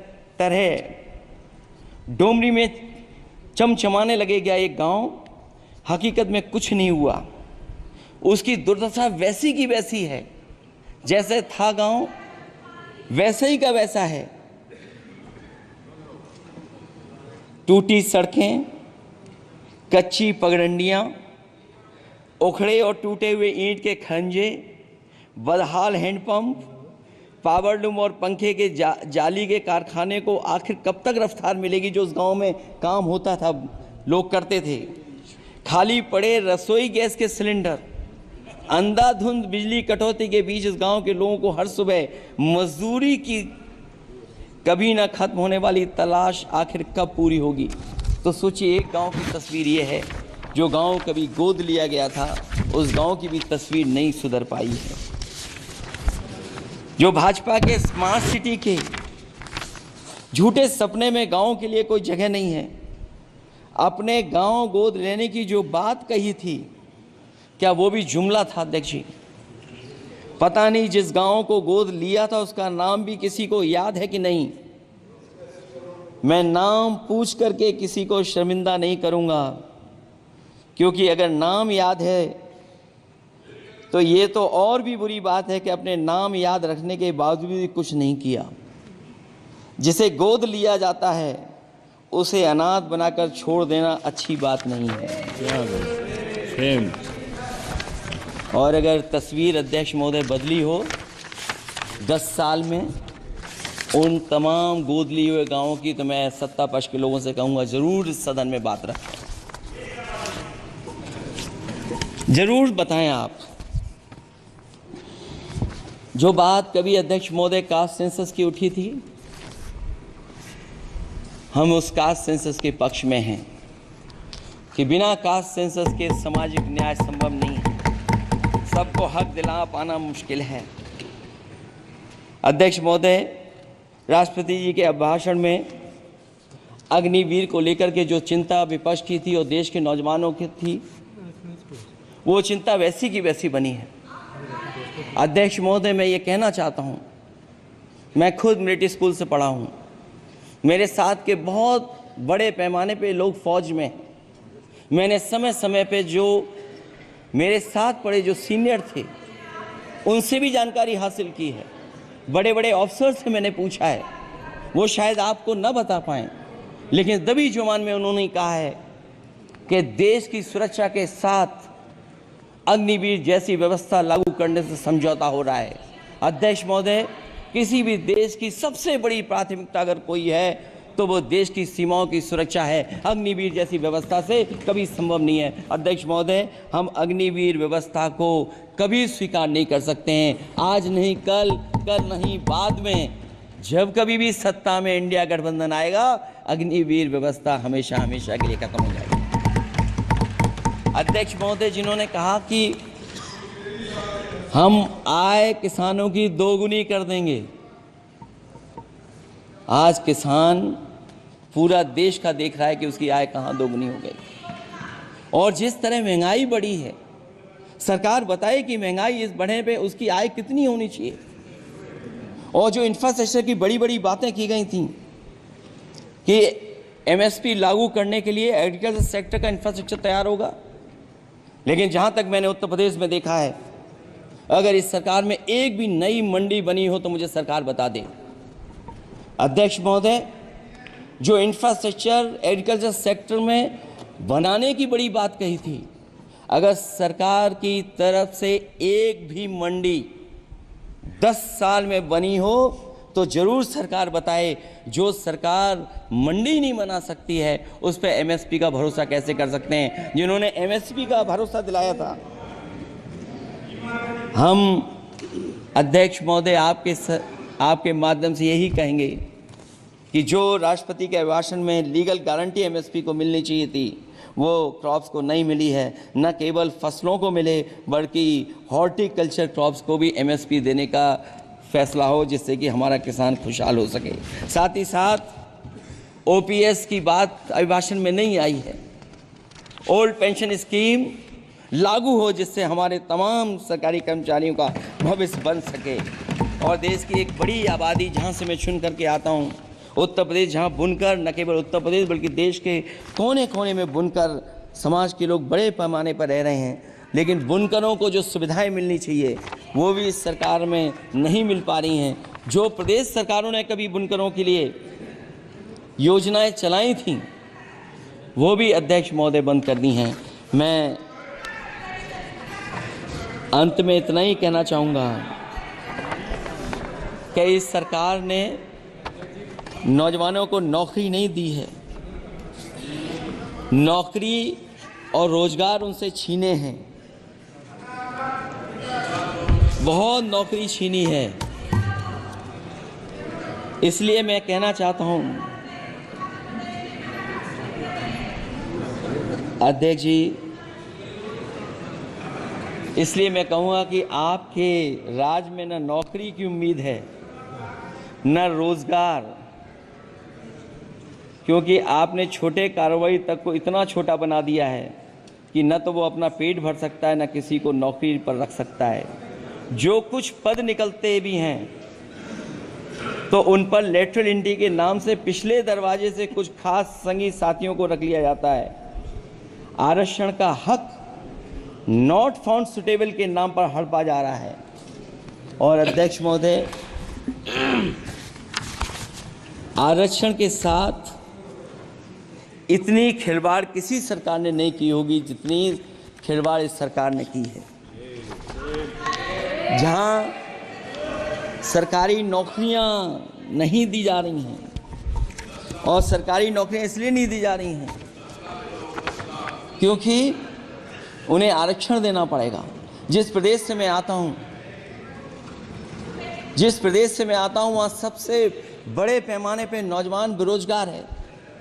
और पिछले 10 साल में जो पेपर उन्होंने लीक कराए हैं वो इसीलिए कराएं क्योंकि नौकरी ना देनी पड़े, और अगर नौकरी देनी पड़ेगी तो उन्हें आरक्षण भी देना पड़ेगा। ये जानबूझ करके सरकार नौकरी और आरक्षण के साथ खिलवाड़ कर रही है।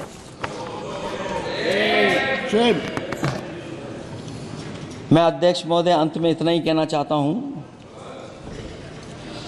आशा है ये सरकार तब तक चलेगी तब तक उसके केंद्र में इस देश का हर एक गरीब, शोषित, वंचित, पीड़ित, पिछड़ा, दलित, अल्पसंख्यक, आदिवासी, महिला, युवा, छोटा कारोबारी, ईमानदार, नौकरी पेशा, आम आदमी और कर्मचारी, अधिकारी, मजदूर और किसान होगा, ना कि धनवान होगा। और शासन के आधार पर संविधान होगा।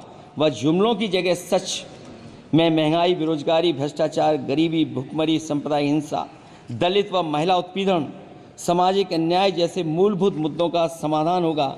और भोजन, बिजली, पानी, दवाई, पढ़ाई जैसी बुनियादी ज़रूरतों के लिए कागजी योजनाओं की जगह सच में इंतज़ाम होगा। मैं एक बार फिर उत्तर प्रदेश की समझदार जनता द्वारा सबसे बड़ी पार्टी चुने जाने के साथ साथ इंडिया गठबंधन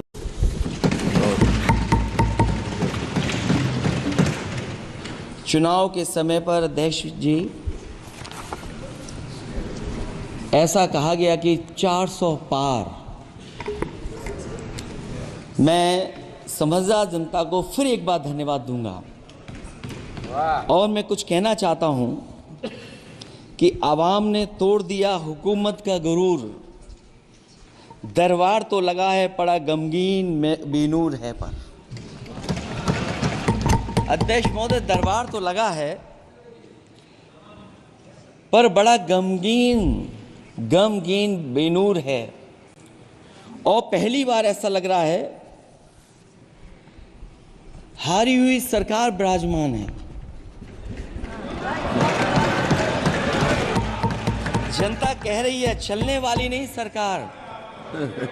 अध्यक्ष महोदय, जनता कह रही है चलने वाली नहीं, ये गिरने वाली सरकार है। और क्योंकि ऊपर से जुड़ा कोई तार नहीं, नीचे कोई आधार नहीं, अधर में जो है अटकी हुई वो तो कोई सरकार नहीं। दरअसल पूरा इंडिया समझ गया है कि इंडिया ही प्रो इंडिया है। इस चुनाव में इंडिया अलायंस की नैतिक जीत हुई है। ये पीडीए इंडिया की सकारात्मक राजनीति, पॉलिटिक्स जो पॉजिटिव है, पॉजिटिव पॉलिटिक्स की जीत हुई है। ये इंडिया पीडीए की सोशल जस्टिस मुहिम की विक्ट्री है। 2024 का परिणाम हम इंडिया वालों के लिए जिम्मेदारी से भरा पैगाम भी है। और अगर हम यूं कहें अध्यक्ष महोदय कि 15 अगस्त 1947 अगर उपनिवेशिक राजनीति से आज़ादी का दिन था तो 4 जून 2024 देश के लिए सांप्रदायिक राजनीति से आज़ादी का दिन रहा। ये सांप्रदायिक राजनीति के अंत और सामुदायिक राजनीति की शुरुआत है। जहां सांप्रदायिक राजनीति का अंत हुआ है वहीं सामुदायिक राजनीति की शुरुआत हुई है। सबसे अच्छी बात हुई ये है कि इस चुनाव में सांप्रदायिक राजनीति की हमेशा के लिए हार हो गई है।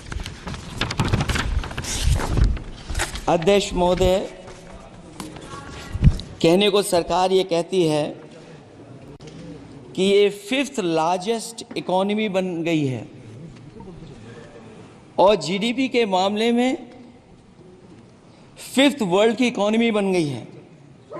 लेकिन अध्यक्ष मोदी, ये सरकार क्यों छिपाती है कि अगर ये हमारी सबसे लार्जेस्ट इकोनॉमी, अगर हम 5वें नंबर पर हैं तो हमारे देश की पर कैपिटा इनकम, प्रति व्यक्ति आय हमारे किस स्थान पर पहुंची है। और हम लोगों ने तो अध्यक्ष महोदय देखा है कि अगर दिल्ली की सरकार ने कहा होगा कि $5 ट्रिलियन की इकोनॉमी बनेगी, तो जहां से प्रधानमंत्री जी चुन करके आते हैं वहाँ का प्रदेश के सरकार भी कह रही कि हम $1 ट्रिलियन इकोनॉमी बना लेंगे। देश की इकोनॉमी कहाँ पहुँच गई, पर कैपिटा इनकम क्या है, लेकिन अगर उत्तर प्रदेश की इकोनॉमी को अगर $1 ट्रिलियन की इकोनॉमी बनना है तो कम से कम 35% की ग्रोथ चाहिए। मुझे नहीं लगता है कि 35% की ग्रोथ उत्तर प्रदेश पा पाएगा। हम हंगर इंडेक्स में कहाँ खड़े हैं, नीचे से कहाँ हैं। जो 5th लार्जेस्ट इकोनॉमी की बात कर रहे हैं वो इनइक्वालिटी के पैरामीटर पे कहाँ खड़े हैं, वो हैप्पीनेस इंडेक्स में कहाँ खड़े हैं। और जो लोग चुनाव को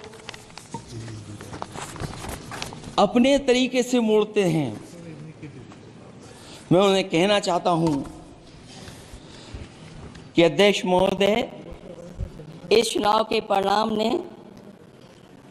तोड़ने वाली राजनीति को तोड़ दिया है और जोड़ने वाली राजनीति की जीत हुई है। इस चुनाव में धन छल बल की नकारात्मक राजनीति की शिकस्त हुई है। ये चुनाव जो देश का हुआ, ये सकारात्मक राजनीति का नया दौर शुरू हुआ है। इस बार प्रो कॉन्स्टिट्यूशन वालों की जीत हुई है। हम मानते हैं संविधान ही संजीवनी है, उसी की जीत हुई है। ये संविधान मंथन में संविधान रक्षकों की जीत हुई है। अब ऊपर से नीचे की राजनीति का अंत हो गया है। अब नीचे से जो समाज की जो आवाज़ उठेगी वही राजनीति का आधार बनेगी। मैं कहना चाहता हूं कि देश किसी की व्यक्तिगत महत्वाकांक्षा से नहीं, जन आकांक्षा से चलेगा। मतलब अब मनमर्जी नहीं, जनमर्जी चलेगी।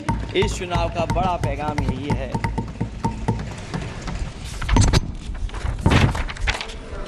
अध्यक्ष महोदय,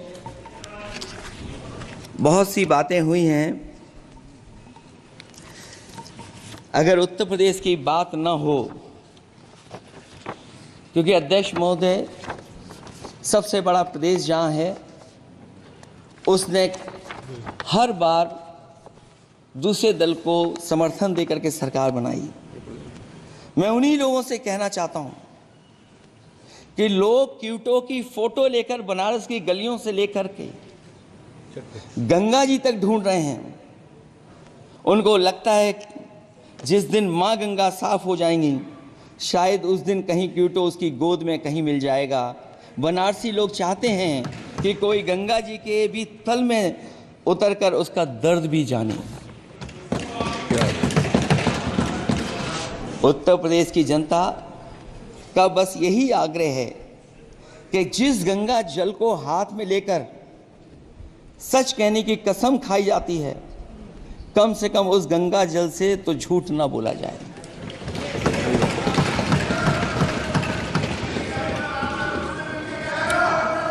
जहां विकास के नाम पर खरबों रुपए की लूट का राज खोलते भ्रष्टाचार के गड्ढे प्रदेश का नाम खराब कर रहे हैं, वहीं पहली बारिश में ही टपकती हुई छत और गिर चुकी स्टेशन की दीवार बेईमानी की निशानी बन गई है। अध्यक्ष महोदय, विकास का ढिढोरा पीटने वाले इस विनाश की जिम्मेदारी कब लेंगे?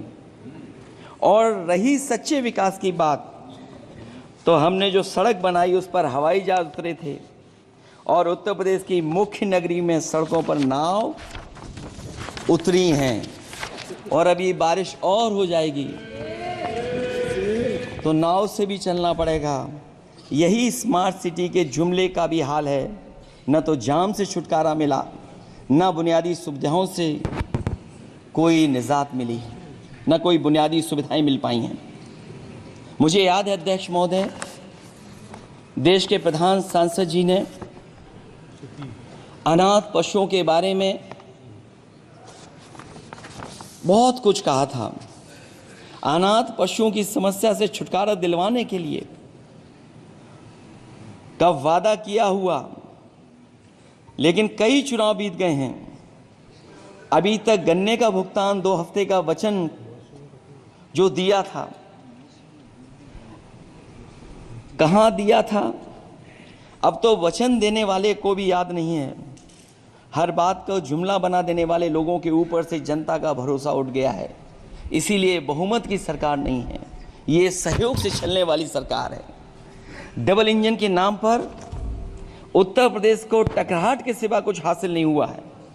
उत्तर प्रदेश में प्रभुत्व की लड़ाई दो लोगों को आपस में लड़ा रही है, लेकिन उसकी मार जनता को सता रही है। पिछले 10 सालों की उपलब्धि बस इतनी रही कि एक शिक्षा परीक्षा माफिया का जन्म हुआ। अध्यक्ष महोदय, जिस समय चुनाव में थे और उत्तर प्रदेश में वो हालात देखे हैं कि नौजवान जब भी तैयारी कर करके जाता था और परीक्षा दे करके लौटता था तो उसको पता लगता था कि पेपर लीक हो गया। और उत्तर प्रदेश में केवल एक पेपर लीक नहीं हुआ है, जितनी भी परीक्षाएं हुई हैं सब पेपर लीक हुए हैं। केवल उत्तर प्रदेश ही नहीं, मैं माननीय सांसद की तरफ से सुन रहा था, कई ऐसे प्रदेश हैं जहां पर परीक्षाएं देने तो बच्चे गए लेकिन वहां भी पेपर लीक हो गया। और अभी जब 4 जून को रिजल्ट आया उसके बाद जो बात उठी है, देश की सबसे प्रेस्टिजियस परीक्षा उसका भी पेपर लीक हो गया। और आखिरकार ये पेपर लीक हो क्यों रहा है? सच्चाई तो ये है कि ये सरकार पेपर लीक इसलिए करा रही है कि सरकार नौकरी नहीं देना चाहती, रोजगार नहीं देना चाहती, उन नौजवानों का भविष्य नहीं बनने देना चाहती। पिछले 10 सालों की उपलब्धि बस इतनी रही है कि एक शिक्षा परीक्षा माफिया का जन्म हुआ है, जिसने तथाकथित अमृतकाल में युवाओं के भविष्य की आशाओं को ही जहर दे दिया है। जो सरकार उम्मीद को मार दे, वरना तो वर्तमान को सुधार सकती है, न भविष्य को संभाल सकती है। सरकार आशा का प्रतीक होनी चाहिए, निराशा का नहीं। जनता चाहती कि हर समस्या के लिए बीते कल की को जिम्मेदार ठहराने के बहाने को सरकार छोड़े और आने वाले कल की बात करे।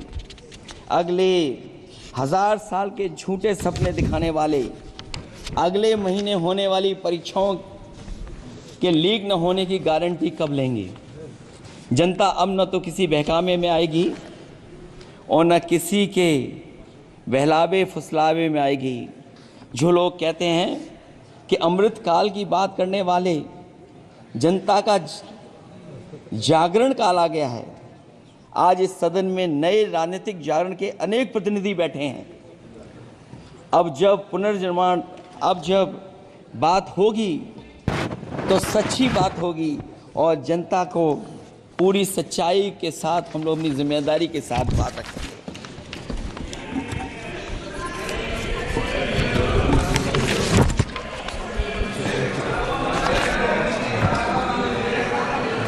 अध्यक्ष महोदय, एक जीत और हुई है, एक जीत और अध्यक्ष महोदय हुई है। मैं जानता हूं सत्ता पक्ष बैठे वाले लोग समझ गए होंगे। अयोध्या की जीत भारत के परिपक्व मतदाता की लोकतांत्रिक समझ की जीत है।